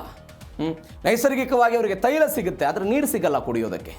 ಇಡೀ ಜಗತ್ತಿನಲ್ಲಿ ಅತಿ ಹೆಚ್ಚು ಒಂದು ದಿನಕ್ಕೆ ಒಬ್ಬ ವ್ಯಕ್ತಿ ನೀರನ್ನು ಖರ್ಚು ಮಾಡುವಂಥ ದೇಶ ಯಾವುದಾದ್ರೂ ಇತ್ತು ಅಂತ ಹೇಳಿದ್ರೆ ಅದು ಕುವೈತು. ಅತಿ ಹೆಚ್ಚು ನೀರನ್ನು ಖರ್ಚು ಮಾಡ್ತಾರೆ ಅವರು, ಆದರೆ ಅವರಿಗೆ ನೀರಿನ ವ್ಯವಸ್ಥೆ ಇಲ್ಲ. 20% ತೈಲ ಪೂರೈಕೆ ಸ್ಥಗಿತವಾಗುವಂಥ ಆತಂಕ ಇದೆ. ತೈಲ ಬೆಲೆಯಲ್ಲಿ ಏರಿಕೆ ಆಗಬಹುದು ಅಂತ ಅನೇಕ ದಿನಗಳಿಂದ ಇದನ್ನೆಲ್ಲ ನೋಡ್ತಾ ಇದ್ದೀವಿ. ಕುಡಿಯುವ ನೀರೆಲ್ಲ ಬಂದಾಗಿದೆ. ಅಂದರೆ ಎಲ್ಲೆಲ್ಲಿ ಕುಡಿಯುವ ನೀರಿನ ಘಟಕಗಳಿತ್ತು, ಅದನ್ನು ಸಂಸ್ಕರಣೆ ಮಾಡುವಂಥ ಘಟಕಗಳಿತ್ತು, ಅದೆಲ್ಲವನ್ನೂ ಕೂಡ ಕೇಂದ್ರೀಕರಿಸಿಕೊಂಡು ಇರಾನ್ನವರು ದಾಳಿ ಮಾಡುವ ಪ್ರಯತ್ನವನ್ನು ಮಾಡಿದ್ದಾರೆ. ಮತ್ತೊಂದು ಕಡೆ ಅಮೆರಿಕಾದ ನೌಕಾ ದಿಗ್ಬಂಧನಕ್ಕೆ ಪ್ರತಿಯಾಗಿ ಇರಾನ್ನಿಂದ ಪ್ರತಿ ದಾಳಿ ಆಗ್ತಾ ಇರೋದನ್ನು ನೋಡ್ತಾ ಇದ್ದೀವಿ. ಅಂದರೆ ಅದು ಮಿತ್ರ ರಾಷ್ಟ್ರಗಳ ಮೇಲೆ ಇಂಥದ್ದೊಂದು ದಾಳಿಯನ್ನು ಮಾಡ್ತಾ ಇದೆ. ಜಲಶುದ್ಧೀಕರಣ ಘಟಕ ನೋಡಿ, ಈಗ ಗಮನಿಸಬೇಕಾದ ಈ ಸುದ್ದಿ ನೆಕ್ಸ್ಟ್ ಬರುತ್ತೆ, ಅದ್ರ ಬಗ್ಗೆ ಮಾತನಾಡೋಣ. ಭಾರತದಲ್ಲಿ ತೈಲ ಉತ್ಪಾದನೆ ಆಗಲ್ಲ, ನಾವು ಬೇರೆ ದೇಶಗಳಿಂದ ಕಚ್ಚಾ ತೈಲವನ್ನು ತರಿಸ್ಕೊಳ್ತೀವಿ. ಆದರೆ ನಮ್ಮ ಬಳಿ ಇರುವಂಥ ತೈಲ ಸಂಸ್ಕರಣಾ ಘಟಕಗಳ ಮುಖಾಂತರ ತೈಲವನ್ನು ಸಂಸ್ಕರಿಸಿ ಬೇರೆ ದೇಶಗಳು ನಾವು ಕಳಿಸ್ತೀವಿ. ಆದರೆ ಮಧ್ಯಪ್ರಾಚ್ಯ ದೇಶಗಳ ವಿಪರ್ಯಾಸ ನೋಡಿ, ಅವರಿಗೆ ಕಚ್ಚಾ ತೈಲ ಯಥೇಚ್ಛವಾಗಿ ಸಿಗುತ್ತೆ, ಹೆಚ್ಚು ತೈಲವನ್ನು ಪೂರೈಕೆ ಮಾಡ್ತಾರೆ. ಆದರೆ ಕುಡಿಯೋದಕ್ಕೆ ಅವ್ರ ಕಡೆ ನೀರಿಲ್ಲ. ಸಮುದ್ರದ ನೀರನ್ನು, ಉಪ್ಪು ನೀರನ್ನು ಸಿಹಿ ನೀರನ್ನಾಗಿ ಕನ್ವರ್ಟ್ ಮಾಡಬೇಕು ಅಂತ ಹೇಳಿದ್ರೆ ಬೃಹತ್ತಾದಂತಹ ನೀರಿನ ಶುದ್ಧೀಕರಣ ಘಟಕಗಳಿದೆ. ಆ ಶುದ್ಧೀಕರಣ ಘಟಕಗಳ ಮೇಲೆ ಹೊಡೆತ ಬಿತ್ತು ಅಂತ ಹೇಳಿದ್ರೆ ಕುಡಿಯೋದಕ್ಕೆ ನೀರಿರಲ್ಲ, ಅವರಿಗೆ ಕುಡಿಯೋದಕ್ಕೆ ನೀರು ಸಿಗಲ್ಲ. ಈ ಕಾರಣಕ್ಕಾಗಿ ಅವುಗೆಲ್ಲವನ್ನು ಕೂಡ ಕೇಂದ್ರೀಕರಿಸಿಕೊಂಡು ಇರಾನ್ನವರು ದಾಳಿ ಮಾಡುವ ಪ್ರಯತ್ನವನ್ನು ಮಾಡ್ತಾ ಇದ್ದಾರೆ. ಆ ದಾಳಿಯನ್ನೇ ಅಮೆರಿಕ ಏನು ಮಾಡ್ತಾ ಇದೆ, ಇರಾನ್ಗೂ ಕೂಡ ಅದರ ಪರಿಸ್ಥಿತಿ ಬರಬೇಕು ಅನ್ನೋ ಕಾರಣಕ್ಕಾಗಿ ಇಂಥದ್ದೊಂದು ಪ್ರಯತ್ನ ಆಗ್ತಾ ಇದೆ. ಇದು ನೀರು ಮತ್ತು ತೈಲದ ಕಥೆ ಆದರೆ ಇವೆಲ್ಲದರ ನಡುವೆ ಈ ಯುದ್ಧದ ವಾತಾವರಣದ ಪರಿಣಾಮವಾಗಿ ತೈಲದ ಬೆಲೆ ಏರಿಕೆ ಆಗಬಹುದು ಎನ್ನುವಂಥ ಆತಂಕ ಇದೆ. ಹಾಗಾಗಿ ಏನಾಗುತ್ತೆ ಇದನ್ನು ನಾವು ಕಾದು ನೋಡಬೇಕು. ಇದು ಮಧ್ಯಪ್ರಾಚ್ಯದಲ್ಲಿ ಆಗ್ತಾ ಇರುವಂತಹ ಬೆಳವಣಿಗೆ. ಆದರೆ ಎರಡನೇ ಸುದ್ದಿ, ಇಸ್ರೇಲ್ಗೆ ಸಂಬಂಧಪಟ್ಟಂತಹ ಸುದ್ದಿ. ಕೇವಲ ಇಸ್ರೇಲ್ ಮಾತ್ರವಲ್ಲ, ಒನ್ಸ್ ಅಗೇನ್ ಇದನ್ನು ಟ್ರಯಾಂಗಲ್ ಸ್ಟೋರಿಯಾಗಿ ನಾವು ನೋಡಬೇಕು. ಅಮೇರಿಕಾ, ಇಸ್ರೇಲ್ ಮತ್ತು ಇರಾನ್ ಟ್ರಯಾಂಗಲ್ ಸ್ಟೋರಿನೇ ಇದು. ಹೆಂಗೆ ಏನಾಯಿತು? ಅಮೇರಿಕಾ 1953 ಐ ಥಿಂಕ್ ಮೊಟ್ಟ ಮೊದಲ ಬಾರಿಗೆ ಇರಾನ್ನಲ್ಲಿ ಒಂದು ಸರ್ಕಾರವನ್ನು ಬದಲು ಮಾಡಿ, ನಾಯಕತ್ವವನ್ನು ಬದಲು ಮಾಡಿ, ಅಲ್ಲಿ ಒಂದು ಹೊಸ ನಾಯಕತ್ವ, ಪಹಲ್ಲವಿ ಎನ್ನುವಂಥ ರಾಜವಂಶತ್ವವನ್ನು ಅಧಿಕಾರಕ್ಕೆ ತೆಗೆದುಕೊಂಡು ಬಂದು 79ರ ತನಕ ಅವರೆಲ್ಲ ಆಡಳಿತದಲ್ಲಿ ಇದ್ದಿದ್ದನ್ನು ನೋಡಿದ್ವಿ. ಅಂದರೆ ಮೊಟ್ಟ ಮೊದಲ ಬಾರಿಗೆ ಅಲ್ಲಿ ನಾಯಕತ್ವ ಬದಲಾವಣೆ ಆಯಿತು. ಅಮೆರಿಕದ ಉದ್ದೇಶ ಅದು ಕೂಡ ಇತ್ತು. ಇದೀಗ ಅಯತಲ್ಲಾ ಅಲಿ ಖಮೇನಿಯವರ ನಾಯಕತ್ವವನ್ನು ಕೂಡ ಬದಲಾವಣೆ ಮಾಡಬೇಕು ಅಂತ ಯಾರ್ಯಾರ್ದಿತ್ತು? ಇದೇ ಇಸ್ರೇಲ್ ಮತ್ತು ಅಮೆರಿಕಾದಿತ್ತು. ಈ ಕೆಲವೊಂದಿಷ್ಟು ಬಾರಿ ನಾವು ರಾಜಕಾರಣದಲ್ಲಿ ಈ ಪದವನ್ನು ಪದೇ ಪದೇ ಬಳಕೆ ಮಾಡ್ತಾ ಇರ್ತೀವಿ, ಶತ್ರುಗಳ ಶತ್ರು ಮಿತ್ರ ಅಂತ. ಇದೀಗ ಇರಾನ್ನಲ್ಲೇ ಅಸಮಾಧಾನಗೊಂಡಿರುವಂತಹ ಕೆಲವೊಂದಿಷ್ಟು ಜನರನ್ನು ಬಳಕೆ ಮಾಡಿಕೊಂಡು ಆ ದೇಶದ ವಿರುದ್ಧವೇ ವ್ಯವಸ್ಥಿತವಾದಂತಹ ಪ್ರತಿಭಟನೆಗಳು ಆಗುವಂತೆ ನೋಡಿಕೊಂಡು ಆ ದೇಶದ ನಾಯಕರುಗಳನ್ನೇ ಬಳಕೆ ಮಾಡಿಕೊಂಡು ಆ ದೇಶದ ನಾಯಕತ್ವವನ್ನು ಬದಲಾವಣೆ ಮಾಡುವಂತಹ ಪ್ರಯತ್ನಕ್ಕೆ ಯಾರು ಹೋಗಿದ್ರು? ಇಸ್ರೇಲ್ ಅವರು ಹೋಗಿದ್ರು ಎನ್ನುವಂತಹ ಒಂದು ಸುದ್ದಿ ಒಂದು ವರದಿಯ ಮುಖಾಂತರ ಇದೀಗ ಬಹಿರಂಗಗೊಂಡಿದೆ. ಹಾಗಾದರೆ ಇರಾನ್ನ ಯಾವ ನಾಯಕ? ಅವರು ಸಾಮಾನ್ಯ ನಾಯಕ ಅಲ್ಲ. ಈ ಹಿಂದೆ ಇರಾನ್ ದೇಶದ ಅಧ್ಯಕ್ಷರಾಗಿ ಕಾರ್ಯನಿರ್ವಹಿಸಿ ಇದೀಗ ಮಾಜಿ ಆಗಿರುವಂತಹ ಒಬ್ಬ ನಾಯಕನ ಸಹಾಯದಿಂದ ಇಂಥದ್ದೊಂದು ಪ್ರಯತ್ನಕ್ಕೆ ಹೋಗಿದ್ರು. ಹಾಗಾದರೆ ಆ ಮಾಜಿ ಅಧ್ಯಕ್ಷ ಇಸ್ರೇಲ್ನ ಜೊತೆಗೆ ಮಿತ್ರತ್ವವನ್ನು ಬಯಸೋದೇಕೆ? ಒಂದು ಸಮಯದಲ್ಲಿ ಇಸ್ರೇಲ್ ಅನ್ನುವಂತಹ ದೇಶ ಅದೊಂದು ಕ್ಯಾನ್ಸರ್ ಗಡ್ಡೆ. ಇಸ್ರೇಲ್ ಎನ್ನುವಂತಹ ಒಂದು ದೇಶ ಭೂಪಟದಲ್ಲಿ ಇರೋದಕ್ಕೆ ಲಾಯಕ್ಕಿಲ್ಲದಂತಹ ದೇಶ ಅಂತ ಹೇಳಿಕೆ ಕೊಟ್ಟಿದ್ದಂತಹ ಅವತ್ತಿನ ಅಧ್ಯಕ್ಷರು, ಇವತ್ತಿನ ಮಾಜಿ ಅಧ್ಯಕ್ಷರು ಇಸ್ರೇಲ್ನ ಜೊತೆಗೆ ಕೈ ಜೋಡಿಸೋದಕ್ಕೆ ಕಾರಣ ಏನು? ಏನಾಯಿತು ಇರಾನ್ನಲ್ಲಿ? ಇದೇ ಜೀ ಕನ್ನಡ ನ್ಯೂಸ್ DNA ಎರಡನೇ ಸುದ್ದಿ. ಏನೇನಾಯಿತು ಡೀಟೇಲ್ಸ್ ಆಗಿ ನೋಡ್ತಾ ಹೋಗೋಣ. ಒಂದು ದಿ ನ್ಯೂಯಾರ್ಕ್ ಟೈಮ್ಸ್ ಎನ್ನುವಂತಹ ವರದಿ ಎಲ್ಲದರ ಬಗ್ಗೆ ಏನೇನಾಗಿತ್ತು, ಯಾರ್ಯಾರೆಲ್ಲ ಪ್ರಯತ್ನವನ್ನು ಪಟ್ಟಿದ್ರು, ಏನು ಎತ್ತ ಅನ್ನೋದ್ರ ಬಗ್ಗೆ ವಿವರವಾಗಿ ಕೊಟ್ಟಿದೆ. ಡೀಟೇಲ್ಸ್ ನೋಡೋಣ ಅದ್ರ ಬಗ್ಗೆ. ಇರಾನ್ ಆಡಳಿತ ಬದಲಾವಣೆಗೆ ಮಹಾ ಸಂಚನ್ನ ರೂಪಿಸಲಾಗಿತ್ತು ಅಂತ ನಾನು ನಿಮಗೆ ಅನೇಕ ಬಾರಿ ಹೇಳಿದ್ದೀನಿ. ಮೊಸಾದ್ನ ಬಗ್ಗೆ, ಮೊಸಾದ್ನ ಕೆಲಸ ಏನು ಅಂತ ಹೇಳಿದರೆ ಗೂಢಚಾರಿಕೆ ಮಾಡೋದು. ಎಲ್ಲೆಲ್ಲಿಂದ ಮಾಹಿತಿ ಸಿಗುತ್ತೆ ಎಲ್ಲ ಮಾಹಿತಿಯನ್ನು ಕದೀತಾರೆ ಅವರು, ಅಂದರೆ ಪಡೆದುಕೊಳ್ತಾರೆ ಆ ದೇಶದ ಹಿತಾಸಕ್ತಿಯ ಕಾರಣಕ್ಕಾಗಿ. ಆ ವ್ಯಕ್ತಿ ಸಿಗ್ತಾರಾ, ಹೊಡಿಬೇಕಾ, ಕೊಲ್ಲಬೇಕಾ, ನಾವು ಮುಗಿಸ್ತೀವಿ ಅಂತ. ಈ ದೇಶದಲ್ಲಿ ಏನಾದರೂ ಮಾಡಬೇಕಾ, ಮಾಡ್ತಾರೆ ಅವರು. ಅದಕ್ಕೆಲ್ಲವೂ ಕೂಡ ಸಿದ್ಧವಾಗಿರುವಂತಹ ಪಡೆ ಮೊಸಾದ್ ಯಾರ ಬಳಿ ಇದೆ? ಇದೇ ಇಸ್ರೇಲ್ನ ಬಳಿ ಇದೆ. ಅದನ್ನು ಬಳಕೆ ಮಾಡಿಕೊಂಡು ಇಂಥದ್ದೊಂದು ಪ್ರಯತ್ನಕ್ಕೆ ಅವರೆಲ್ಲ ಹೋಗಿದ್ರು ಅಂತ. ಮಾಜಿ ಅಧ್ಯಕ್ಷ ಅಹ್ಮದಿ ನೆಜಾದ್ ಬಳಕೆಯನ್ನು ಮಾಡಿಕೊಂಡು ಸಂಚು ಮಾಡೋದಕ್ಕೆಲ್ಲ ರೂಪಿಸಿದ್ರು ಇವರು. ನ್ಯೂಯಾರ್ಕ್ ಟೈಮ್ಸ್ ತನಿಖಾ ವರದಿಯಿಂದ ಮೊಸಾದ್ನ ಈ ರಹಸ್ಯ ಆಪರೇಷನ್ ಎಲ್ಲ ಗೊತ್ತಾಗಿದೆ. ಅಹ್ಮದಿ ನೆಜಾದ್ ಮತ್ತು ಮೊಸಾದ್ನ ಅಧಿಕಾರಿಗಳೆಲ್ಲ ಬೇರೆ ಬೇರೆ ದೇಶಗಳಲ್ಲೆಲ್ಲ ಸಭೆಯನ್ನು ಸೇರಿದ್ರು ಅಂತ. ಪ್ರೆಸಿಡೆಂಟ್ ಈತ, ಅಂದರೆ ಎಕ್ಸ್ ಪ್ರೆಸಿಡೆಂಟು ಮೊಹಮ್ಮದ್ ಅಹ್ಮದಿ ನೆಜಾದ್ ಅಂತ. ಮೇ 24ನೇ ತಾರೀಕಿಗೆ ಹಂಗೇರಿಯ ಬುಡಾಪೆಸ್ಟ್ ಎನ್ನುವಂಥಲ್ಲಿ ಒಂದು ಸಭೆ ಆಗುತ್ತೆ.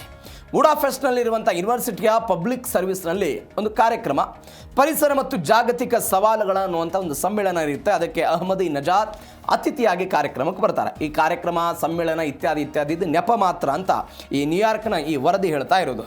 ಆಗ ಮೊಸಾದ್ನ ಅಂದಿನ ಮುಖ್ಯಸ್ಥರಾಗಿದ್ದಂಥ ಡೇವಿಡ್ ಕಾರ್ನಿಯಾ ಬಂದು ಒಂದು ರಹಸ್ಯವಾಗಿ ಎಲ್ಲ ಭೇಟಿ ಆಗ್ತಾರೆ ಅಂತ. ಒಂದು ಪ್ರಾಥಮಿಕವಾಗಿ ಏನು ಚರ್ಚೆ ಆಯಿತು, ಈ ಸಭೆಯಲ್ಲಿ ಏನು ಚರ್ಚೆ ಆಯ್ತಂತೆ, ಇರಾನ್ನಲ್ಲಿ ನಾಯಕತ್ವ ಬದಲಾವಣೆ ಆಗಬೇಕು. ಈ ನಾಯಕತ್ವ ಬದಲಾವಣೆಗೆ ಈ ಅಹ್ಮದಿ ನೆಜಾದ್ ಹೆಂಗೆ ಸಹಕಾರ ಕೊಡ್ತಾರೆ, ನಾಯಕತ್ವ ಬದಲಾವಣೆ ಆದ ನಂತರ ವಾಟ್ ನೆಕ್ಸ್ಟ್, ಯಾರು ಅಧ್ಯಕ್ಷರಾಗಬೇಕು, ಯಾರು ಸರ್ವಾಧಿಕಾರಿ ಆಗಬೇಕು, ನಿಮ್ಮ ಪಾತ್ರ ಏನಿರುತ್ತೆ, ಏನು ಎತ್ತ ಅನ್ನೋದ್ರ ಬಗ್ಗೆ ಚರ್ಚೆ ಆಯ್ತಂತೆ. ಒಂದು.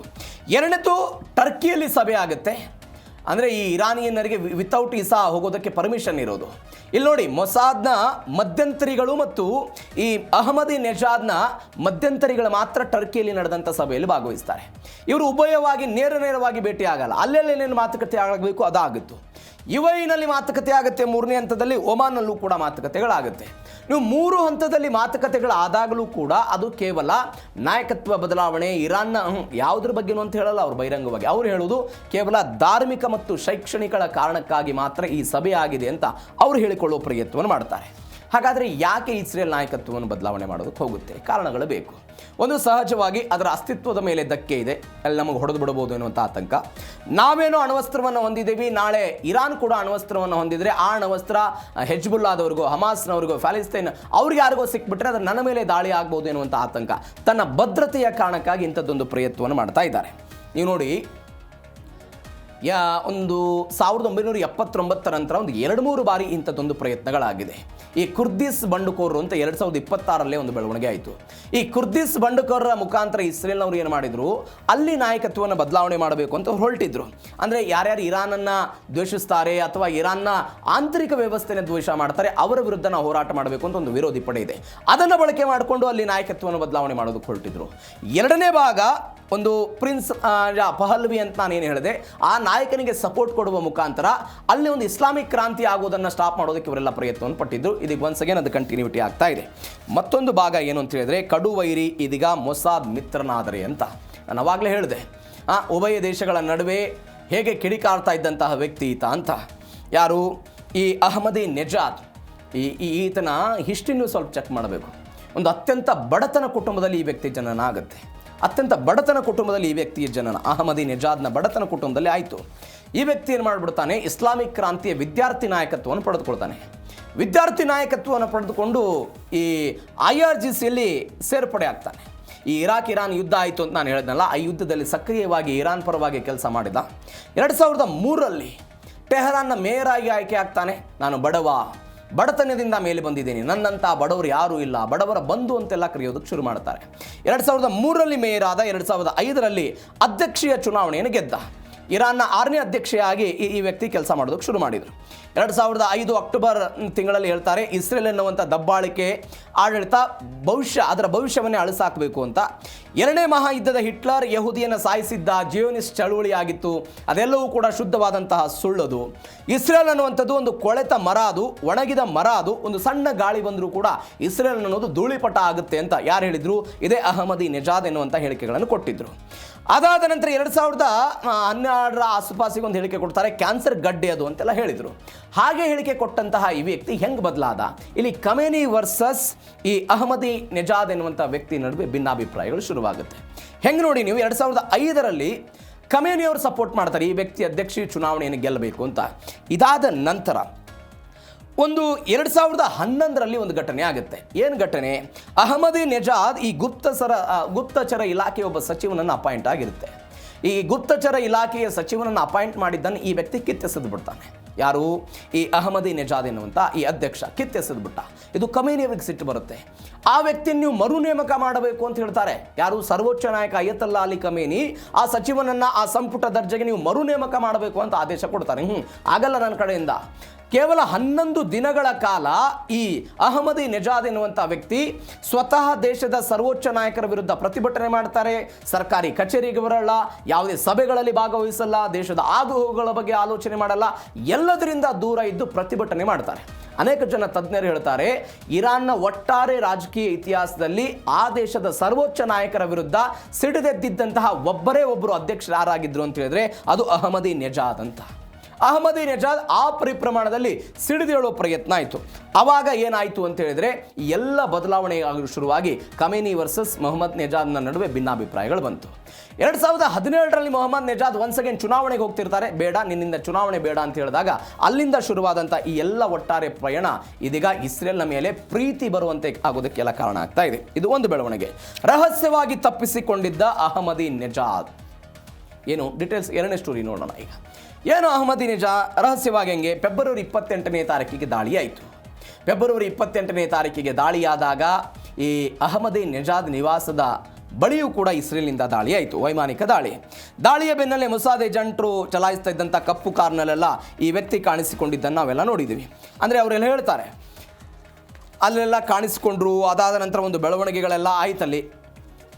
ದ ನ್ಯೂಯಾರ್ಕ್ ಟೈಮ್ಸ್ ವರದಿಯ ಪ್ರಕಾರ ಅವರು ಕೊಲ್ಲೋದಕ್ಕೆ ದಾಳಿ ಅಲ್ಲ, ಬದಲೋದಕ್ಕೆ IRGCಯಿಂದ ಕಣ್ತಪ್ಪಿಸ್ಕೊಳ್ಳೋದಕ್ಕಿಂತದೊಂದು ದಾಳಿಯನ್ನು ಮಾಡಿದ್ದಾರೆ ಅಂತ ಈ ನ್ಯೂಯಾರ್ಕ್ ಟೈಮ್ಸ್ನ ವರದಿ ಹೇಳ್ತಾ ಇದೆ. ಅವರು ಸತ್ತಿದ್ದಾರೆ, ಸತ್ತವ್ರನ್ನ ನಾವೆಲ್ಲ ತೆಗೆದುಕೊಂಡು ಹೋಗ್ತಾ ಇದ್ದೀವಿ ಅಂತೆಲ್ಲ ಬಿಂಬಿಸಿ ಅವರನ್ನು ಬೇರೆ ಕಡೆಗೆಲ್ಲ ತೆಗೆದುಕೊಂಡು ಹೋಗಬೇಕು ಅನ್ನುವಂಥ ಉದ್ದೇಶ ಇತ್ತಂತೆ. ದಾಳಿಯ ರಹಸ್ಯ ಮೊಸಾದ್ ಏಜೆಂಟ್ರೆಲ್ಲ ಮಾಡಿದರು. ನಾನು ಮೊಸಾದ್ನ ಬಗ್ಗೆ ಹೇಳಿದ್ದೀನಿ.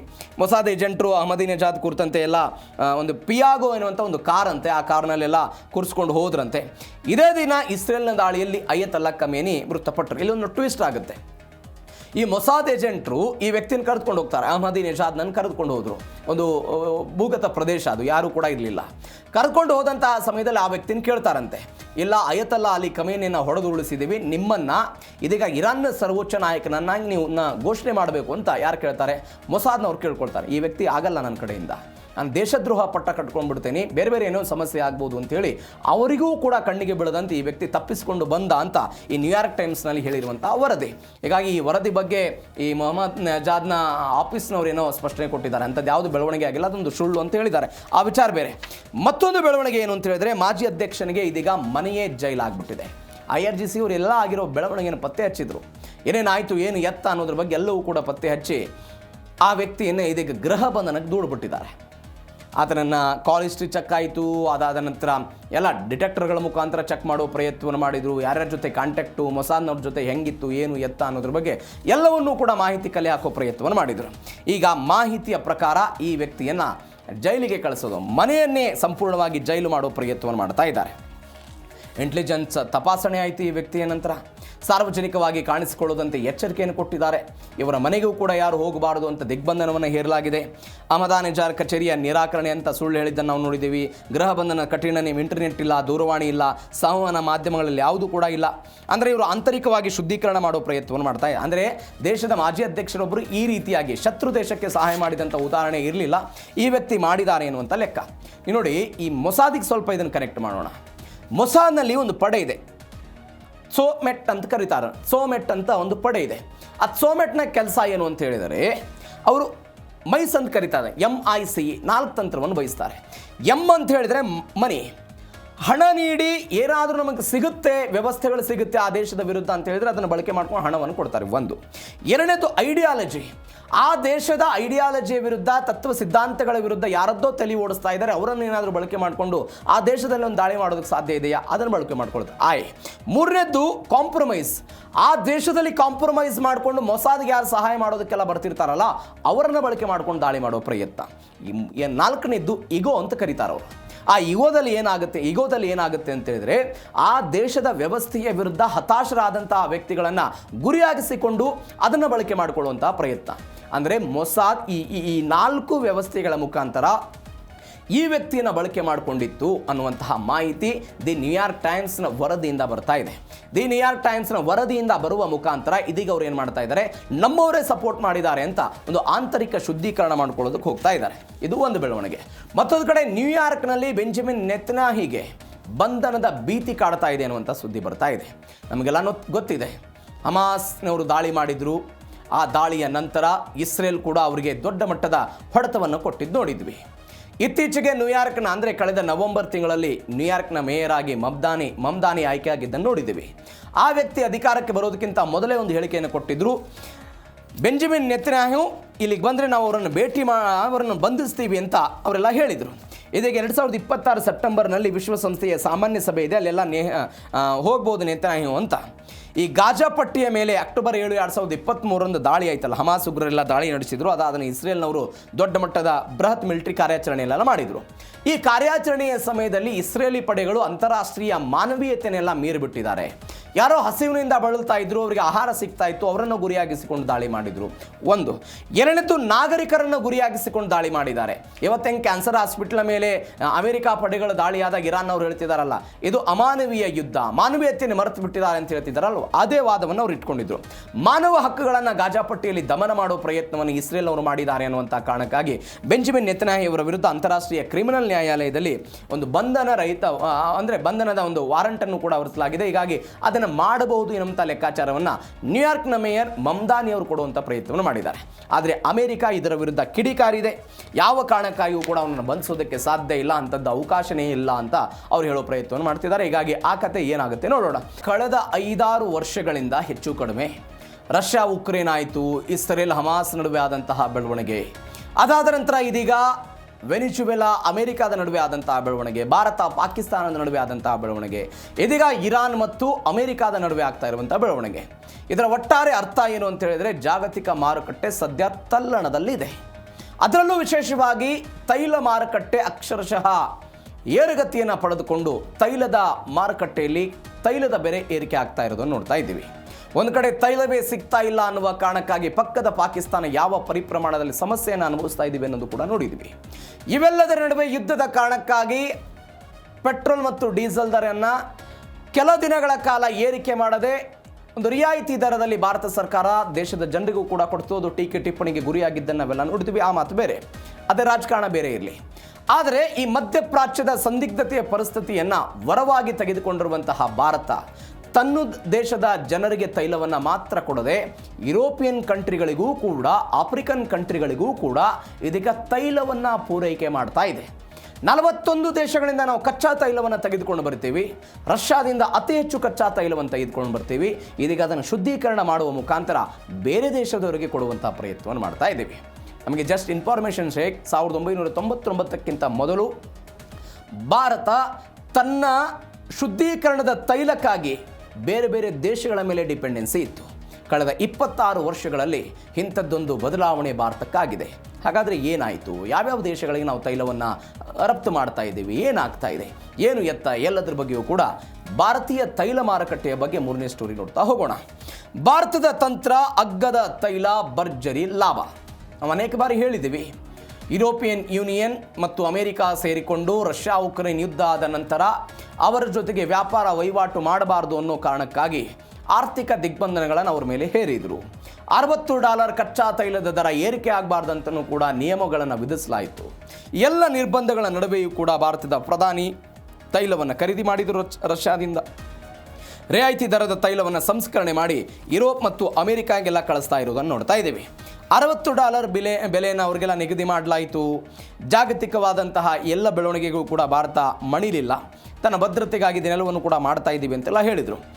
ಜೈಶಂಕರ್ ಅವರು ಇತ್ತೀಚೆಗೆ ಒಂದು ಹೇಳಿಕೆ ಕೊಟ್ಟರು, ಯುರೋಪಿಯನ್ ರಾಷ್ಟ್ರಗಳು ತಮಗೆ ಬೇಕಾದಾಗ ರಷ್ಯಾದಿಂದ ತೈಲ ಖರೀದಿ ಮಾಡ್ತಾರೆ, ಇವತ್ತು ನಾವು ಖರೀದಿ ಮಾಡೋದನ್ನು ವಿರೋಧ ಮಾಡ್ತಾರೆ, ಅವ್ರಿಗೆ ಯಾವುದೇ ಕಾರಣಕ್ಕೂ ಕೂಡ ಸೊಪ್ಪು ಹಾಕಲ್ಲ ಅಂತ ವಿದೇಶಾಂಗ ಸಚಿವ ಜೈಶಂಕರ್ ಅವರೆಲ್ಲ ಹೇಳಿಕೆ ಕೊಟ್ಟಿದ್ದನ್ನು ನೋಡಿದ್ವಿ. ಅದು ಕೂಡ ನಾವು ಡಾಲರನ್ನು ಹೊರತಾಗಿ ರೂಪಾಯಿ ಮತ್ತು ರುಬಲ್ ಮುಖಾಂತರ ಎಲ್ಲ ಪಾವತಿಗಳನ್ನು ಮಾಡಿಕೊಡ್ತಾ ಇದ್ದೀವಿ. ಭಾರತದ ಅತಿ ದೊಡ್ಡ ಕಚ್ಚಾ ತೈಲದ ರಫ್ತು ದೇಶವಾಗಿ ಇದೀಗ ಭಾರತ ಆಗಿದೆ. ಅಂದರೆ ರಷ್ಯಾದಿಂದ ತೆಗೆದುಕೊಂಡು ಬರ್ತೀವಿ. ಒಟ್ಟು ತೈಲದಲ್ಲಿ ಅಂದರೆ 50% ನಾವೆಲ್ಲ ಖರೀದಿ ಮಾಡ್ಕೊಳ್ತಾ ಇದ್ದೀವಿ. 2 ಲಕ್ಷ ಕೋಟಿ ರೂಪಾಯಿ ಎಲ್ಲ ಉಳಿತಾಯ ಆಗ್ತಾ ಇದೆ. ಪರ್ ಡೇ 26 ಲಕ್ಷ ಬ್ಯಾರೆಲ್ ಖರೀದಿ ಆಗ್ತಾ ಇದೆ. ಮತ್ತೊಂದು ಕಡೆ ಯುದ್ಧದ ಸಮಯದಲ್ಲಿ $5.9 ಬಿಲಿಯನ್, ಯುದ್ಧದ ನಂತರ $20.5 ಬಿಲಿಯನ್ ಮೊತ್ತ ಏರಿಕೆಯಾಗಿದ್ದನ್ನು ನಾವೆಲ್ಲ ನೋಡ್ತಾ ಇದ್ದೀವಿ. ಯುರೋಪಿಯನ್ ದೇಶಗಳಿಗೆ 2.3 ಲಕ್ಷ ಬ್ಯಾರೆಲ್ ಕಚ್ಚಾ ತೈಲವನ್ನು ನಾವೆಲ್ಲ ಉತ್ಪನ್ನಗಳನ್ನು ನಾವೆಲ್ಲ ಕಳಿಸ್ತಾ ಇದ್ದೀವಿ. ಅದಾದ ನಂತರ ಈಗ ನೋಡಿ, ಒಂದು ಜಾಗತಿಕವಾಗಿ ಒಂದು ನಿಯಮ ಇದೆ. ಯಾವುದಾದ್ರೂ ಒಂದು ದೇಶದ ಮೇಲೆ ನೀವು ಆರ್ಥಿಕ ದಿಗ್ಬಂಧನಗಳನ್ನು ಹೇರಿ ಆ ದೇಶಗಳಿಂದ ವ್ಯಾಪಾರ ವಹಿವಾಟು ಮಾಡಬಾರ್ದು ಅಂತ ಹೇಳಿದರೆ ಈಗ ಸಹಜವಾಗಿ ಯುರೋಪಿಯನ್ ದೇಶಗಳೇನು ಹೇಳ್ತವೆ, ಯಾವ ದೇಶಗಳು ರಷ್ಯಾದಿಂದ ತೈಲವನ್ನು ಖರೀದಿ ಮಾಡಬಾರ್ದು ಅಂತ. ಆದರೆ ರಷ್ಯಾದಿಂದ ತೈಲವನ್ನು ಖರೀದಿ ಮಾಡಬಾರ್ದು ಅಂತ ಹೇಳಿದ ಭಾರತ ಏನು ತನ್ನ ಭೂಮಿಯಲ್ಲಿ ಉತ್ಪಾದನೆ ಮಾಡಿ ತೈಲವನ್ನು ಯುರೋಪಿಯನ್ಗೆ ಕಳಿಸ್ತಾ ಇಲ್ಲ, ಅದು ಬದಲಾಗಿ ರಷ್ಯಾದಿಂದ ಬರ್ತಾ ಇರುವಂಥ ಕಚ್ಚಾ ತೈಲ. ಇದಕ್ಕೆ ಜಾಗತಿಕವಾಗಿ ಒಂದು ನಿಯಮ ಹೇಳುತ್ತೆ, ಯಾವುದಾದ್ರೂ ಒಂದು ದೇಶದಿಂದ ನೀವು ಕಚ್ಚಾ ತೈಲವನ್ನು ತೆಗೆದುಕೊಂಡು ಬಂದು ಅದನ್ನು ಸಂಸ್ಕರಣೆ ಮಾಡಿ ಮತ್ತೊಂದು ದೇಶಕ್ಕೆ ಕಳಿಸ್ಕೊಟ್ಟಾಗಲೂ ಕೂಡ ಅದರ ಮಾಲೀಕತ್ವ ಬದಲಾವಣೆ ಆಗುತ್ತೆ. ಅದರ ಮಾಲೀಕತ್ವ ರಷ್ಯಾದ ತೈಲ ಅಂತ ಬರಲ್ಲ, ಬದಲಾಗಿ ಅದು ಭಾರತದ ತೈಲ ಅಂತ ಬರುತ್ತೆ ಅಂತ ಅಂತಾರಾಷ್ಟ್ರೀಯ ನಿಯಮಗಳಲ್ಲಿ ಇದನ್ನು ವ್ಯಾಖ್ಯಾನ ಮಾಡ್ತಾರೆ. ಹೀಗಾಗಿ ಯುರೋಪಿಯನ್ ದೇಶಗಳಿಗೆ ಒಂದು ತಟ್ಕೊಳ್ಳೋದಕ್ಕೆ ಒಂದಿದೆ, ನಾವು ರಷ್ಯಾದಿಂದ ತೈಲ ಖರೀದಿ ಮಾಡ್ತಿಲ್ಲ, ಅದರ ಬದಲಾಗಿ ನಾವು ಭಾರತದಿಂದ ಖರೀದಿ ಮಾಡ್ತಿದ್ದೀವಿ ಅಂತ. ಅಂದರೆ ಸಂಕಷ್ಟದ ಪರಿಸ್ಥಿತಿಯನ್ನು ಭಾರತ ಇದೀಗ ತನ್ನ ವ್ಯವಸ್ಥಿತವಾಗಿ ಬಳಸಿಕೊಂಡು ಒಂದು ಸಾಧಿಸುವ ಪ್ರಯತ್ನವನ್ನು ಮಾಡಿದ್ದಾರೆ. ಮತ್ತೊಂದು ಕಡೆ ತೈಲ ಮಾರುಕಟ್ಟೆಯಲ್ಲಿ ಭಾರತದ ದಾಖಲೆ ದೊಡ್ಡ ಮಟ್ಟದಲ್ಲಿ ನಾವು ಬರೆದಿದ್ದನ್ನು ನೋಡ್ತಾ ಇದ್ದೀವಿ. ಏನು ಎತ್ತ ಡೀಟೇಲ್ಸ್ ನೋಡೋಣ ಅದರ ಬಗ್ಗೆ. ಪರ್ ಡೇ ಭಾರತದ ಒಟ್ಟಾರೆ 1.4 ಮಿಲಿಯನ್ ಬ್ಯಾರಲ್ ಕಚ್ಚಾ ತೈಲವನ್ನು ಅಂದರೆ ಇಂಧನ ರಫ್ತು ಮಾಡೋದಕ್ಕೆ ನಾವೆಲ್ಲ ಸಜ್ಜಾಗಿರೋದು ಭಾರತ. ಜುಲೈನಲ್ಲಿ ದಿನಕ್ಕೆ 1.4 ಮಿಲಿಯನ್.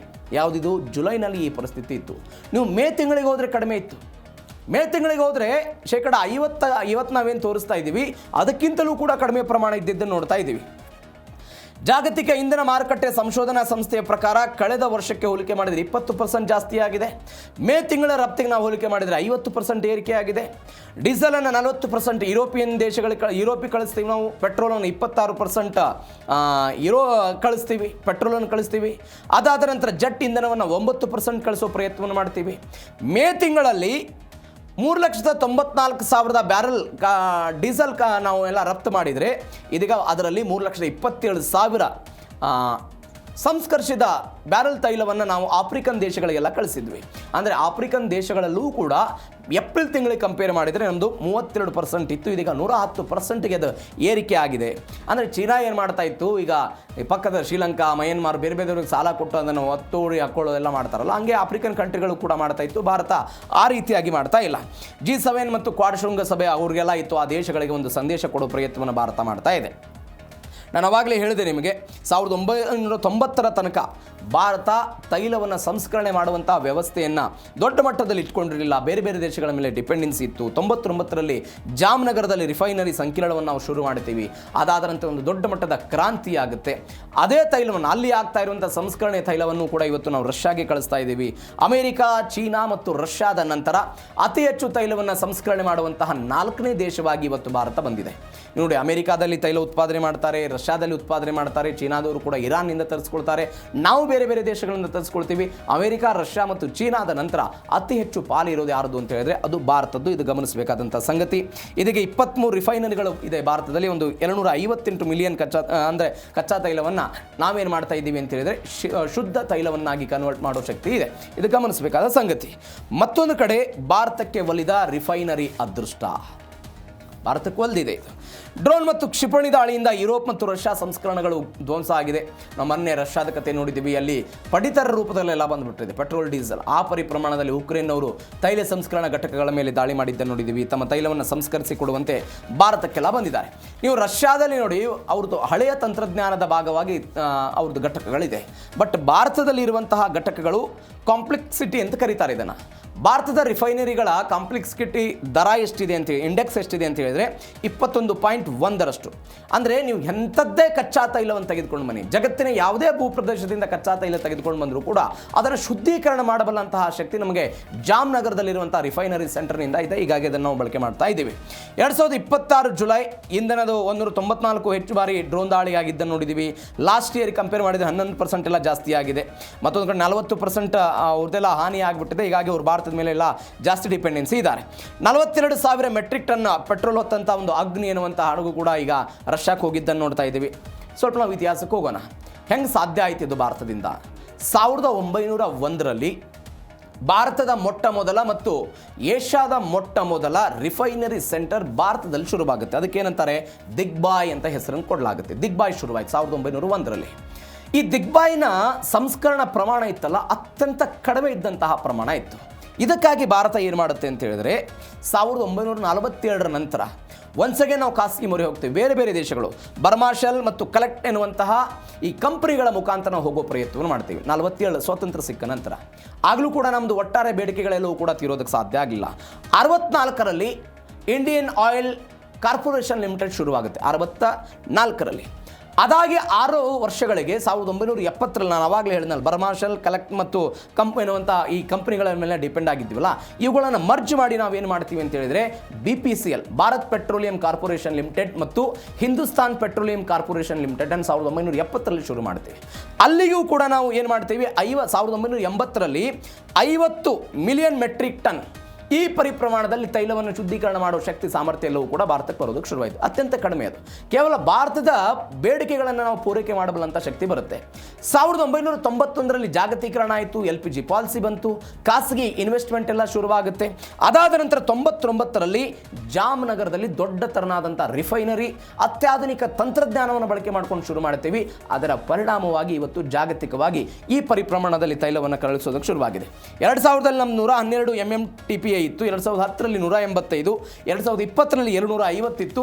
ಇದೀಗ ಅದರ ಪ್ರಮಾಣ 286 MMTPAಗೆ, ಅಂದರೆ ಮಿಲಿಯನ್ ಮೆಟ್ರಿಕ್ ಟನ್ ರೂಪದಲ್ಲಿ ಈ ಪರಿಪ್ರಮಾಣದಲ್ಲಿ ವ್ಯವಸ್ಥೆ ಭಾರತಕ್ಕೆ ಸಿಕ್ಕಿದ್ದನ್ನು ನೋಡ್ತಾ ಇದ್ದೀವಿ. ಮತ್ತೊಂದು ಬೆಳವಣಿಗೆ ಏನು ಅಂತ ಹೇಳಿದರೆ, ಜಗತ್ತಿನ ಆಯಿಲ್ ಕಿಂಗ್ ಆಗಲಿದೆ ಭಾರತ ಅಂತ. ಜಗತ್ತಿನ ಆಯಿಲ್ ಕಿಂಗ್ ಆಗುತ್ತೆ ಅಂತ. ಸಹಜವಾಗಿ ಆಯಿಲ್ ಕಿಂಗ್. ಕಳೆದ 5 ವರ್ಷಗಳಲ್ಲಿ ತೈಲ ಸಂಸ್ಕರಣಾ ವಲಯದಲ್ಲಿ 23% ಹೂಡಿಕೆ ಹೆಚ್ಚಳ ಆಗಿದೆ, ಏರಿಕೆಯಾಗಿದೆ. ಇನ್ವೆಸ್ಟ್ಮೆಂಟ್ 2030ರ ವೇಳೆಗೆ ಅದನ್ನು 15% ಹೆಚ್ಚಳ ಮಾಡುವಂತಹ ಗುರಿಯನ್ನು ಕೂಡ ಅವರು ಹೊಂದಿದ್ದಾರೆ. ಅಂತಾರಾಷ್ಟ್ರೀಯ ಇಂಧನ ಸಂಸ್ಥೆಯ ಪ್ರಕಾರ 5 ವರ್ಷಗಳಲ್ಲಿ 23% ಏರಿಕೆ ಆಯಿತು.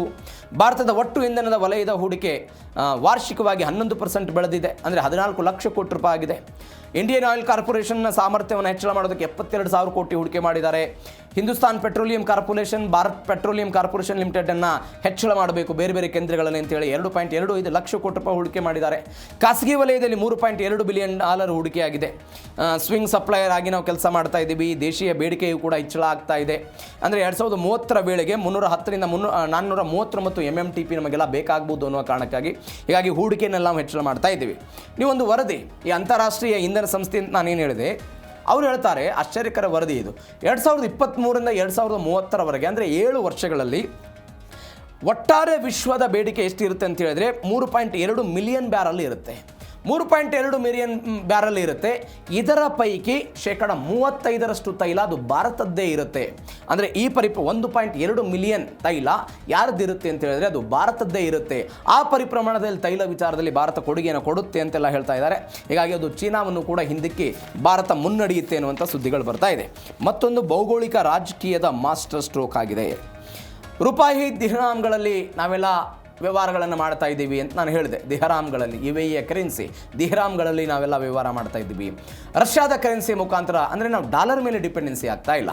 ಡಾಲರನ್ನು ಹೊರಗಿಟ್ಟಬೇಕು ಅಂತ ವಿದೇಶಿ ವಿನಿಮಯ ಉಳಿತಾಯದ ಜೊತೆಗೆ ದೇಶೀಯವಾಗಿ ಬೆಲೆಯನ್ನು ಕೂಡ ನಾವು ಸ್ಥಿರತವಾಗಿ ಕಾಯ್ಕೊಂಡಿದ್ದೀವಿ. ನಾನು ಅನೇಕ ಬಾರಿ ಹೇಳಿದೆ, ಓಸ್ಟ್ರೋ ಖಾತೆ ಅಂತೆಲ್ಲ ಇರುತ್ತೆ.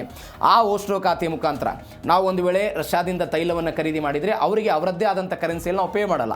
ಈ ಓಸ್ಟ್ರೋ ಖಾತೆಗೆ ನಾವು ಭಾರತದ ರೂಪಾಯಿ ಮುಖಾಂತರ ಅವ್ರಿಗೆ ಹಣ ಹೋಗ್ತೀವಿ. ಆದರೆ ಅವರು ತೆಗೆದುಕೊಳ್ಳುವಾಗ ರಷ್ಯಾದ ಏನು ಕರೆನ್ಸಿ ಇರುತ್ತೆ ಆ ಕರೆನ್ಸಿ ಮುಖಾಂತರ ಅವರು ತೆಗೆದುಕೊಳ್ತಾರೆ. ಈಗ ನೀವು ಕಚ್ಚಾ ತೈಲವನ್ನು ಖರೀದಿ ಮಾಡುವಾಗ ಅಮೆರಿಕಾದವರು ಹೇಳಿದ್ರು ನಾವು ಸುಂಕ ವಿಧಿಸ್ತೀವಿ, ಡಾಲರ್ ಬಳಕೆ ಇತ್ಯಾದಿ ಇತ್ಯಾದಿ ಅಂತ ಹೇಳಿದ್ರು. ಭಾರತ ಬಗ್ಲಿಲ್ಲ. ಯಾವ ಕಾರಣಕ್ಕಾಗಿ? ಓಸ್ಟ್ರೋ ಖಾತೆ ಅನ್ನುವಂಥ ವ್ಯವಸ್ಥೆ ಇದೆ. ಇವೇ ಈ ಕರೆನ್ಸಿಯನ್ನು ಬಳಕೆ ಮಾಡ್ಕೊಂಡು ನಾವು ತೈಲವನ್ನು ಖರೀದಿ ಮಾಡುವ ಪ್ರಯತ್ನವನ್ನು ಮಾಡ್ತಾ ಇದೆ. ಹೀಗಾಗಿ ಯಾವುದೇ ದಿಗ್ಬಂಧನಗಳು, ನಾವು ಯಾವುದೇ ಟ್ಯಾಕ್ಸ್ ಹಾಕ್ತೀವಿ, ಸುಂಕ ಹಾಕ್ತೀವಿ, ದಂಡನಾತ್ಮಕ ಸುಂಕ ಹಾಕ್ತೀವಿ, ಯಾವುದನ್ನು ಕೂಡ ತಲೆ ಕೆಡಿಸಿಕೊಳ್ಳದ ಭಾರತ ಈ ತೈಲದ ವಿಚಾರದಲ್ಲಿ ಇಂಥದ್ದೊಂದು ಹೆಜ್ಜೆ ಇಟ್ಟಿದೆ. ಹೀಗಾಗಿ ಆ ವಿಚಾರದಲ್ಲಿ ಬೆಳವಣಿಗೆ ಸಾಧಿಸಿದೆ. ಪಾಕಿಸ್ತಾನದ ನರಿಬುದ್ಧಿ ಬಗ್ಗೆ ನಮಗೆಲ್ಲ ಗೊತ್ತಿದೆ. ಶಾಂತಿಯ ದೂತನಾಗಿ ಬಿಂಬಿಸಿಕೊಂಡು ಅದನ್ನೇ ತನ್ನ ಅಸ್ತ್ರವನ್ನಾಗಿ ಬಳಕೆ ಮಾಡಿಕೊಂಡು ದಾಳಿ ಮಾಡೋ ಪ್ರಯತ್ನ ಮಾಡುವಂತಹ ಬುದ್ಧಿ ಯಾರಿಗಿದೆ ಅಂತ ಹೇಳಿದ್ರೆ ಪಾಕಿಸ್ತಾನ. ಮಾತಿಗೂ ನಡತೆಗೂ ವ್ಯತ್ಯಾಸ ಇಲ್ಲ ಅಂತ ನಾವು ವ್ಯಕ್ತಿಗಳಿಗೆ ಹೇಳ್ತಾ ಇರ್ತೀವಿ. ಆ ವ್ಯಕ್ತಿ ಮಾತನಾಡೋದೇ ಒಂದು, ಹೇಳೋದೇ ಒಂದು, ಮಾಡೋದು ಇನ್ನೊಂದು ಅಂತ ನಾವೆಲ್ಲ ಮಾತನಾಡ್ತಾ ಇರ್ತೀವಿ ವ್ಯಕ್ತಿಗತ ರೂಪದಲ್ಲಿ. ಅದು ದೇಶಕ್ಕೂ ಕೂಡ ಅಪ್ಲೈ ಆಗುತ್ತೆ. ಯಾರಿಗೆ ಅಪ್ಲೈ ಆಗುತ್ತೆ? ಪಾಕಿಸ್ತಾನಕ್ಕೆ ಅಪ್ಲೈ ಆಗುತ್ತೆ. ಇತ್ತೀಚೆಗೆ ಇರಾನ್ ಮತ್ತು ಅಮೆರಿಕಾದ ನಡುವೆ ಶಾಂತಿ ದೂತನಂತೆ ನಟಿಸಿ ಅದರಲ್ಲಿ ಫೇಲ್ ಆಗಿದ್ದಂಥ ಪಾಕಿಸ್ತಾನ ಇದೀಗ ಭಾರತದ ಮೇಲೆ ಒನ್ಸ್ ಅಗೇನ್ ದಾಳಿ ಮಾಡುವ ಪ್ರಯತ್ನವನ್ನು ಮಾಡಿದೆ. ಅದು ಆಪರೇಷನ್ ಸಿಂಧೂರ ಆದ ನಂತರ ಮೊದಲ ಬಾರಿಗೆ ಇಂಥದ್ದೊಂದು ಪ್ರಯತ್ನಗಳು ಜಮ್ಮು ಕಾಶ್ಮೀರದ ವಿವಿಧ ಭಾಗಗಳಲ್ಲಾಗಿದೆ. ಹಾಗಾದರೆ ಏನಾಯ್ತಿದು? ಕೆಲವೊಂದಿಷ್ಟು ಪ್ರದೇಶಗಳಲ್ಲಿ ನಾಗರಿಕರನ್ನು ಗುರಿಯಾಗಿಸಿಕೊಂಡು ಇರುವ ಪರಿಸರ ವ್ಯವಸ್ಥೆಯೇ ನನಗೆ ಕಣ್ಗಾವಲಾಗಿ ನನಗೆ ಸಹಾಯ ಮಾಡುತ್ತೆ ಎನ್ನುವಂತಹ ಬುದ್ಧಿಯಲ್ಲಿರುವಂತಹ ಪಾಕಿಸ್ತಾನ ಇದೀಗ ದಾಳಿ ಮಾಡೋ ಪ್ರಯತ್ನ ಮಾಡಿತು. ಆದರೆ ಭಾರತ ಸುಮ್ಮನಿತ್ತ? ಖಂಡಿತ ಇಲ್ಲ. ಅದಕ್ಕೆ ಪ್ರತಿ ದಾಳಿಯಾಗಿ ಮಾಡೋ ಪ್ರಯತ್ನವನ್ನು ಕೂಡ ಭಾರತ ಕೊಟ್ಟಿದೆ. ಹಾಗಾದರೆ ಏನಾಯಿತು? ಡೀಟೇಲ್ಸ್ ನೋಡ್ತಾ ಹೋಗೋಣ ಅದ್ರ ಬಗ್ಗೆ. ಜಮ್ಮು ಕಾಶ್ಮೀರದ ರಜೌರಿ ವಲಯದಲ್ಲಿ ಉಗ್ರರನ್ನು ಭಾರತದೊಳಗೆ ನುಸುಳೋದಕ್ಕೆಲ್ಲ ಪ್ರಯತ್ನ ಪಟ್ಟಿದ್ರು. ಅವರನ್ನು ನಾವೆಲ್ಲ ಮಟಾಮಶ್ ಮಾಡಿದ್ದೇವೆ. ಏನೇನಾಯ್ತು ನೋಡೋಣ. ರಜೌರಿ ಗಡಿಯಲ್ಲಿ ಪಾಕ್ ನರಿಬುದ್ಧಿ ಪ್ರದರ್ಶನ ಆಗಿದೆ.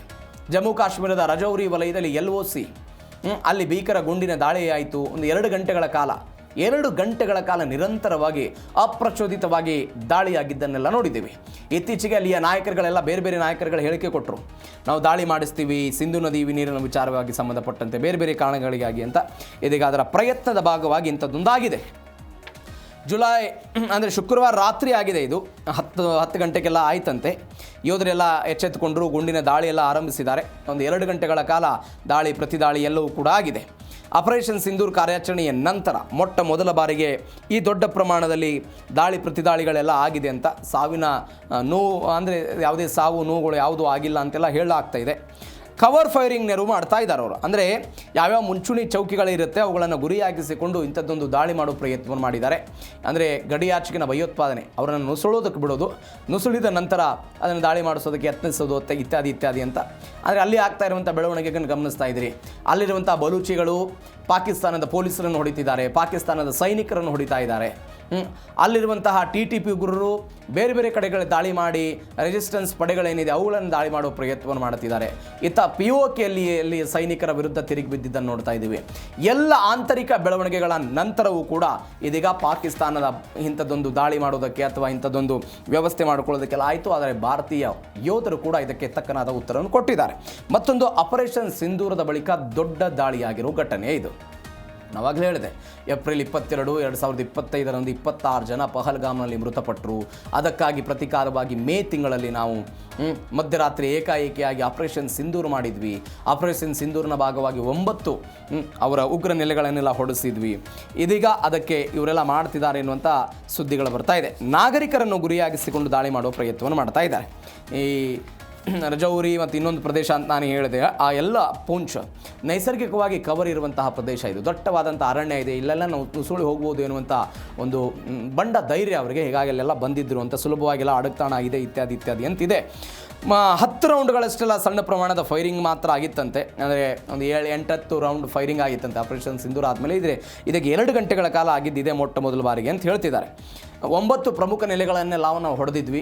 ಅದರಲ್ಲಿ 5 POKಯಲ್ಲಿತ್ತು, 4 ಪಾಕಿಸ್ತಾನದ ಬೇರೆ ಬೇರೆ ಪ್ರಾಂತ್ಯಗಳಲ್ಲಿ ಬೇರೆ ಬೇರೆ ಪ್ರಮುಖ ಪ್ರದೇಶಗಳೆಲ್ಲ ಇತ್ತು, ಅವುಗಳನ್ನು ಹೊಡೆದುರುಳಿಸಿದ್ವಿ. ಇದೀಗ ಈ ರಜೌರಿ ಮತ್ತು ಪೌಂಚ್ ಪ್ರದೇಶಗಳನ್ನು ಪಾಕಿಸ್ತಾನದವರು ಅನೇಕ ವರ್ಷಗಳಿಂದ ಗುರಿಯಾಗಿಸಿಕೊಂಡು ಇಂಥದ್ದೊಂದು ದಾಳಿ ಮಾಡೋ ಪ್ರಯತ್ನವನ್ನು ಮಾಡ್ತಿದ್ದಾರೆ. ಅದರ ಭಾಗವಾಗಿ ಇದೊಂದಾಯಿತು, ಭಾರತೀಯ ಸೈನಿಕರು ಉತ್ತರ ಕೊಟ್ಟರು. ಮತ್ತೊಂದು ಕಡೆ ನಮಗೆಲ್ಲ ಆಪರೇಷನ್ ಸಿಂಧೂರ್ ನೆನಪಿದೆಯಾ? ಸಹಜವಾಗಿ ಪ್ರತಿಯೊಬ್ಬ ಭಾರತೀಯರಿಗೆ ನೆನಪಿರಬೇಕಾದಂತಹ ಒಂದು ಘಟನೆ ಇದು, ಒಂದು ಪ್ರತೀಕಾರ ಅಂತ ಹೇಳ್ಬೋದು. ಇದು 26 ಜನ ಮೃತಪಟ್ಟರು. ಇದಕ್ಕಾಗಿ ನಮ್ಮ ಮಹಿಳೆಯರೆಲ್ಲ ಮೃತಪಟ್ಟಿದ್ದಾರೆ ಅಂತ ಹೇಳಿ ಅದಕ್ಕೆ ಸಿಂಧೂರ್ ಅಂತ ಹೆಸರು ಕೊಟ್ವಿ. ಆಪರೇಷನ್ ಸಿಂಧೂರ್ ಆಯಿತು. ಲಷ್ಕರ್ ಮತ್ತು ಜೈಷೆ ಮೊಹಮ್ಮದ್ನ ಘಟಕಗಳ ಮೇಲೆಲ್ಲ ನಾವು ದಾಳಿಯಾಗಿದ್ದನ್ನು ನೋಡಿದ್ದೀವಿ. ಭಾರತದ 72, ಪಾಕಿಸ್ತಾನದ 42, ಅಂದರೆ 114 ಯುದ್ಧ ವಿಮಾನಗಳು ಮುಖಾಮುಖಿಯಾಗಿದ್ದವು. ಆಗಸದಲ್ಲಿ 52 ನಿಮಿಷಗಳ ಕಾಲ ಆಪರೇಷನ್ ಸಿಂಧೂರ್ ಎಲ್ಲ ನಡೀತು. 12,500 ಕೋಟಿ ರೂಪಾಯಿಗೂ ಕೂಡ ಹೆಚ್ಚು ಯಾರಿಗೆ ದಾಳಿ ಮಾಡಿದ್ವಿ? ಅದೇ ಪಾಕಿಸ್ತಾನಕ್ಕೆ ನಾವೆಲ್ಲ ಹಾನಿಯನ್ನು ಉಂಟು ಮಾಡಿದ್ದನ್ನು ನೋಡಿದ್ದೀವಿ. 9 ಎಲ್ಲೆಲ್ಲಿ ಅದು ಬಹಲ್ಪುರ ಇರ್ಬೋದು, ಮುರುಡಿಕೆ ಆಗಿರ್ಬೋದು, ಬೇರೆ ಬೇರೆ ಪ್ರದೇಶಗಳಲ್ಲಿ ಯಾರ್ಯಾರು ಭಾರತಕ್ಕೆ ಬೇಕಾದಂಥ ಭಯೋತ್ಪಾದಕರಿದ್ದರು ಅವರನ್ನೆಲ್ಲ ಅವರ ಕುಟುಂಬವನ್ನು ಸರ್ವನಾಶ ಮಾಡೋ ಪ್ರಯತ್ನವನ್ನು ಆಪರೇಷನ್ ಸಿಂಧೂರ್ನ ಮುಖಾಂತರ ಮಾಡಿದ್ವಿ. ಇದೊಂದು ಘಟನೆ ಆಯಿತು. ಮತ್ತೊಂದು ಬೆಳವಣಿಗೆ ಏನು ಅಂತ ಹೇಳಿದ್ರೆ, ಗಡಿಯಲ್ಲಿ ಭಾರತದ ಡಿಜಿಟಲ್ ಕವಚ ಇದೆ. ಏನು ಡಿಜಿಟಲ್ ಕವಚ? 24/7 ಹೈಟೆಕ್ ಡ್ರೋನ್ಗಳನ್ನು ಬಳಕೆ ಮಾಡ್ತಾ ಇದ್ದೀವಿ. CCTV, ಒಂದು ಸ್ಮಾರ್ಟ್ ಫೆನ್ಸಿಂಗ್ ಅಂತ ಒಂದು ವ್ಯವಸ್ಥೆ ತಂದಿದ್ದಾರೆ. ಒಂದು ಕಬ್ಬಿಣದ ಬೇಲೆ ಅಲ್ಲ ಅಂತ ಹೇಳ್ತಿದ್ದಾರೆ. ಅದೊಂದು ಆ್ಯಂಟಿ ಇನ್ಫೆಸ್ಟ್ರಿಯಲ್ ಅಬ್ಸ್ಟಾಕಲ್ ಸಿಸ್ಟಮ್ ಅಂತ AIOS ಅಂತ ಕರೀತಾರೆ ಇದನ್ನು. ಹಗಲು ರಾತ್ರಿ ಎಲ್ಲ ಕಣ್ಣಿಡುತ್ತಂತೆ ಸೆನ್ಸಾರ್ ಇದೆ, ಲೇಸರ್ ವ್ಯವಸ್ಥೆ ಇದೆ, ಇನ್ಫ್ರಾರೆಡ್ ಕ್ಯಾಮ್ರಾಗಳನ್ನೆಲ್ಲ ಜೋಡಣೆ ಮಾಡಲಾಗಿದೆ. ಯಾರಾದರೂ ಈ ಬೇಲಿಗಳನ್ನು ಕತ್ತರಿಸೋದಕ್ಕೆ ಬಂದರೆ, ಅದರ ಹತ್ತಿರ ಬಂದರೆ ಎಲ್ಲವೂ ಕೂಡ ಸೈನ್ ಆಗುತ್ತೆ ಅಂತ ವ್ಯವಸ್ಥೆ. ಭೂಗತ ಶ್ರವಣ ಸೆನ್ಸಾರ್ಗಳನ್ನೆಲ್ಲ ಹಾಕ್ತಾ ಇದ್ದೀವಿ. ಕಾಡುಗಳು, ಪರ್ವತಗಳಿಗೆಲ್ಲ ಸುರಂಗವನ್ನು ತೋಡಿ ಅವರೆಲ್ಲ ಭಾರತದ ಒಳಗೆ ಬರಬಹುದು ಅಂತ. ಹೀಗಾಗಿ ಅದನ್ನು ಪತ್ತೆ ಹಚ್ಚೋದಕ್ಕೆ ಸೈನ್ಸ್ಮಿಕ್ ಸೆನ್ಸಾರ್ಗಳನ್ನೆಲ್ಲ ಅಳವಡಿಕೆ ಮಾಡಲಾಗ್ತಾ ಇದೆ. ಯಾವುದಾದ್ರೂ ಒಂದು ಸಣ್ಣ ಮಟ್ಟದ ಭೂಮಿಯ ನಡುಕ ಅಗೆಯುವ ಶಬ್ದ ಏನು ಕಂಡುಬಂದರೂ ಕೂಡ ಅದು ನಮ್ಮ ಸೈನಿಕರಿಗೆಲ್ಲ ಗೊತ್ತಾಗುತ್ತೆ ಅಂತ. ಥರ್ಮಲ್ ಇಮೇಜಿಂಗ್ ಮಾಡ್ತಾ ಇದ್ವಿ. ಲೇಸರ್ ಗೋಡೆಗಳೆಲ್ಲ ಆಗ್ತಾ ಇದೆ. ಈ ಮಂಜು, ಭೀಕರ ಮಳೆ ಇದ್ದಾಗ ದಟ್ಟವಾದ ಕತ್ತಲು, ಅವರ ಉಗ್ರರ ಚಲನವನ್ನು ಪತ್ತೆ ಹಚ್ಚೋದಕ್ಕೆಲ್ಲವೂ ಕೂಡ ಆಗ್ತಾ ಇದೆ. AI ಡ್ರೋನ್ಗಳನ್ನು ಕೂಡ ಭಾರತ ಇದೆ ಗಡಿಯಲ್ಲಿ ಇದನ್ನು ಮಾಡ್ತಾ ಇದೆ. ಆ ಮುಖಾಂತರ ಪಾಕಿಸ್ತಾನ ಕೊಡ್ತಾ ಇದೆ. ಇದು ಒಂದು ಭಾಗ. ಇನ್ನು ಕೊನೆಯದಾಗಿ ಪಾಕಿಸ್ತಾನದ ವಿಚಾರದಲ್ಲಿ ಪಾಕ್ ಆಂತರಿಕ ಬಿಕ್ಕಟ್ಟು, ಗಡಿಯಲ್ಲಿ ಉದ್ವಿಗ್ನತೆ. ದೇಶದೊಳಗೆ ರಾಜಕೀಯ ಅಸ್ಥಿರತೆ ಇದೆ, ಆರ್ಥಿಕ ಬಿಕ್ಕಟ್ಟಾಗ್ತಾ ಇದೆ, ಹಸಿವಿನಿಂದ ಸಾಯ್ತಿದ್ದಾರೆ, ಕುಡಿಯೋದಕ್ಕೆ ನೀರಿಲ್ಲ, ಬ್ರೆಡ್ ತಿನ್ನಬೇಕು ಅಂತ ಹೇಳಿದರೆ ಬ್ರೆಡ್ಡಿಗೆ ಗೋಧಿ ಸಿಗ್ತಾ ಇಲ್ಲ, ಹಿಟ್ಟು ಮಾಡಬೇಕು ಅಂತ ಹೇಳಿದರೆ ಗೋಧಿಗಳು ಸಿಗ್ತಾ ಇಲ್ಲ, ಪಂಜಾಬ್ ಪ್ರಾಂತ್ಯವರು ಗೋಧಿ ಕೊಡಲ್ಲ ಅಂತ ಹೇಳ್ತಿದ್ದಾರೆ. ಮತ್ತೊಂದು ಕಡೆ ಬಲೂಚಿಗಳ ಆಗ್ತಾ ಇರುವಂತಹ ಹೋರಾಟ, ಆಯಿತಾ TTPಯಿಂದ ಆಗ್ತಾ ಇರುವಂತಹ ದಾಳಿಗಳು, POK ಜನ ಬಡದಾಡ್ಕೊಳ್ತಾ ಇರೋದು, ಪಾಕಿಸ್ತಾನ ಸರ್ಕಾರದ ವಿರುದ್ಧ ಧಿಕ್ಕಾರಕ್ಕೆ ಹೋಗ್ತಾ ಇರೋದು, ಅದೆಲ್ಲವನ್ನು ಕೂಡ ಡೈವರ್ಟ್ ಮಾಡಬೇಕು ಅನ್ನುವ ಕಾರಣಕ್ಕಾಗಿ ಇಂಥದ್ದೊಂದು ಪ್ರಯತ್ನವನ್ನು ಪಾಕಿಸ್ತಾನ ಮಾಡ್ತಾ ಇದೆ ಅಂತ. ಯಾಕಂದರೆ ಪ್ರತಿ ಬಾರಿ ಪಾಕಿಸ್ತಾನದಲ್ಲಿ ಆಂತರಿಕವಾಗಿ ಇಂಥ ಘಟನೆಗಳಾದಾಗಲೇ ಅವರು ಭಾರತದತ್ತ ಬರೋದನ್ನು ನಾವೆಲ್ಲ ನೋಡ್ತಾ ಇದ್ದೀವಿ. ಅಂದರೆ ಅದರ ಅರ್ಥ ಏನು ಅಂತ ಹೇಳಿದ್ರೆ, ನಾವು ಶತ್ರುಗಳ ವಿರುದ್ಧ ಪ್ರತೀಕಾರ ಅಂತ ಅವರು ಹೇಳ್ಕೊಳ್ತಾರೆ. ಆದರೆ ಭಾರತ ಯಾವತ್ತಿಗೂ ಕೂಡ ಸುಮ್ಮನಿರಲ್ಲ. ಇದೀಗ ಪಾಕಿಸ್ತಾನದ ವಿರುದ್ಧ ಒಂದು ಹೊಡೆತವನ್ನು ಭಾರತ ಕೊಡ್ತಾ ಇದೆ.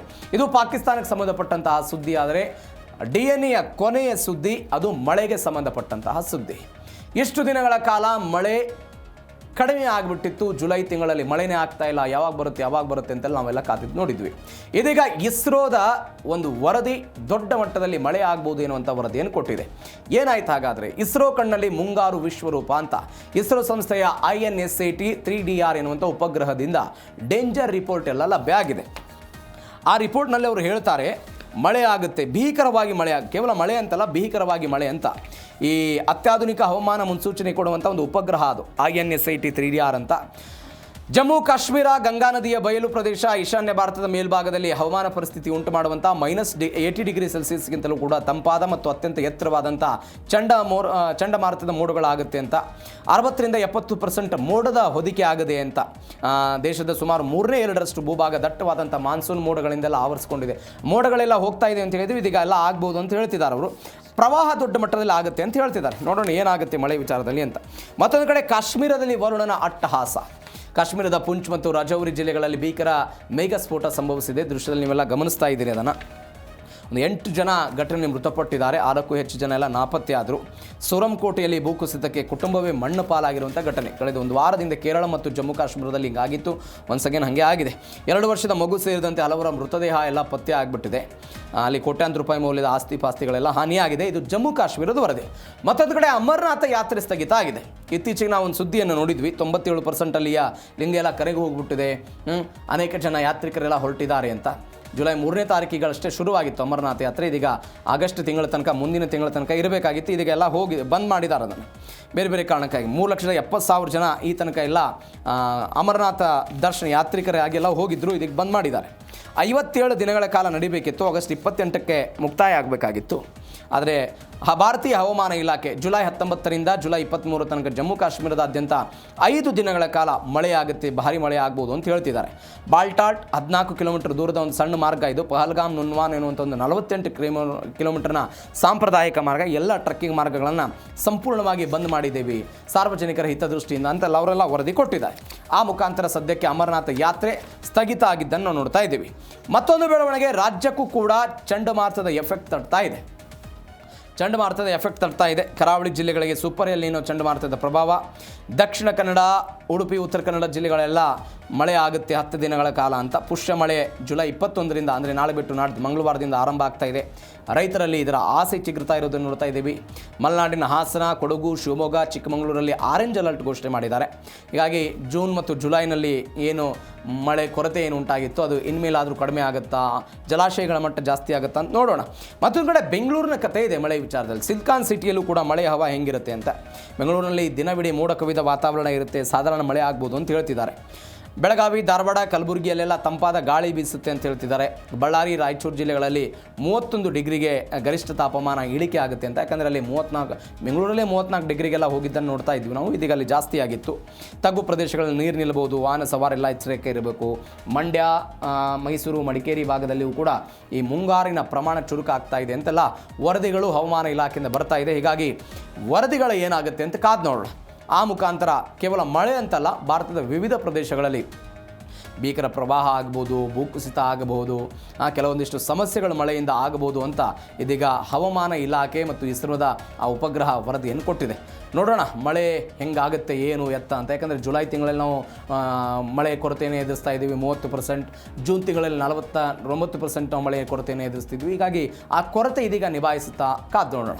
ಇದರೊಂದಿಗೆ ಇವತ್ತಿನ ಜೀ ಕನ್ನಡ ನ್ಯೂಸ್ DNA ಮುಗಿಸ್ತಾ ಇದ್ದೀನಿ. ನೋಡ್ತಾರೆ ಜೀ ಕನ್ನಡ ನ್ಯೂಸ್, ಸತ್ಯವೇ ಸುದ್ದಿಯ ಜೀವಾಳ.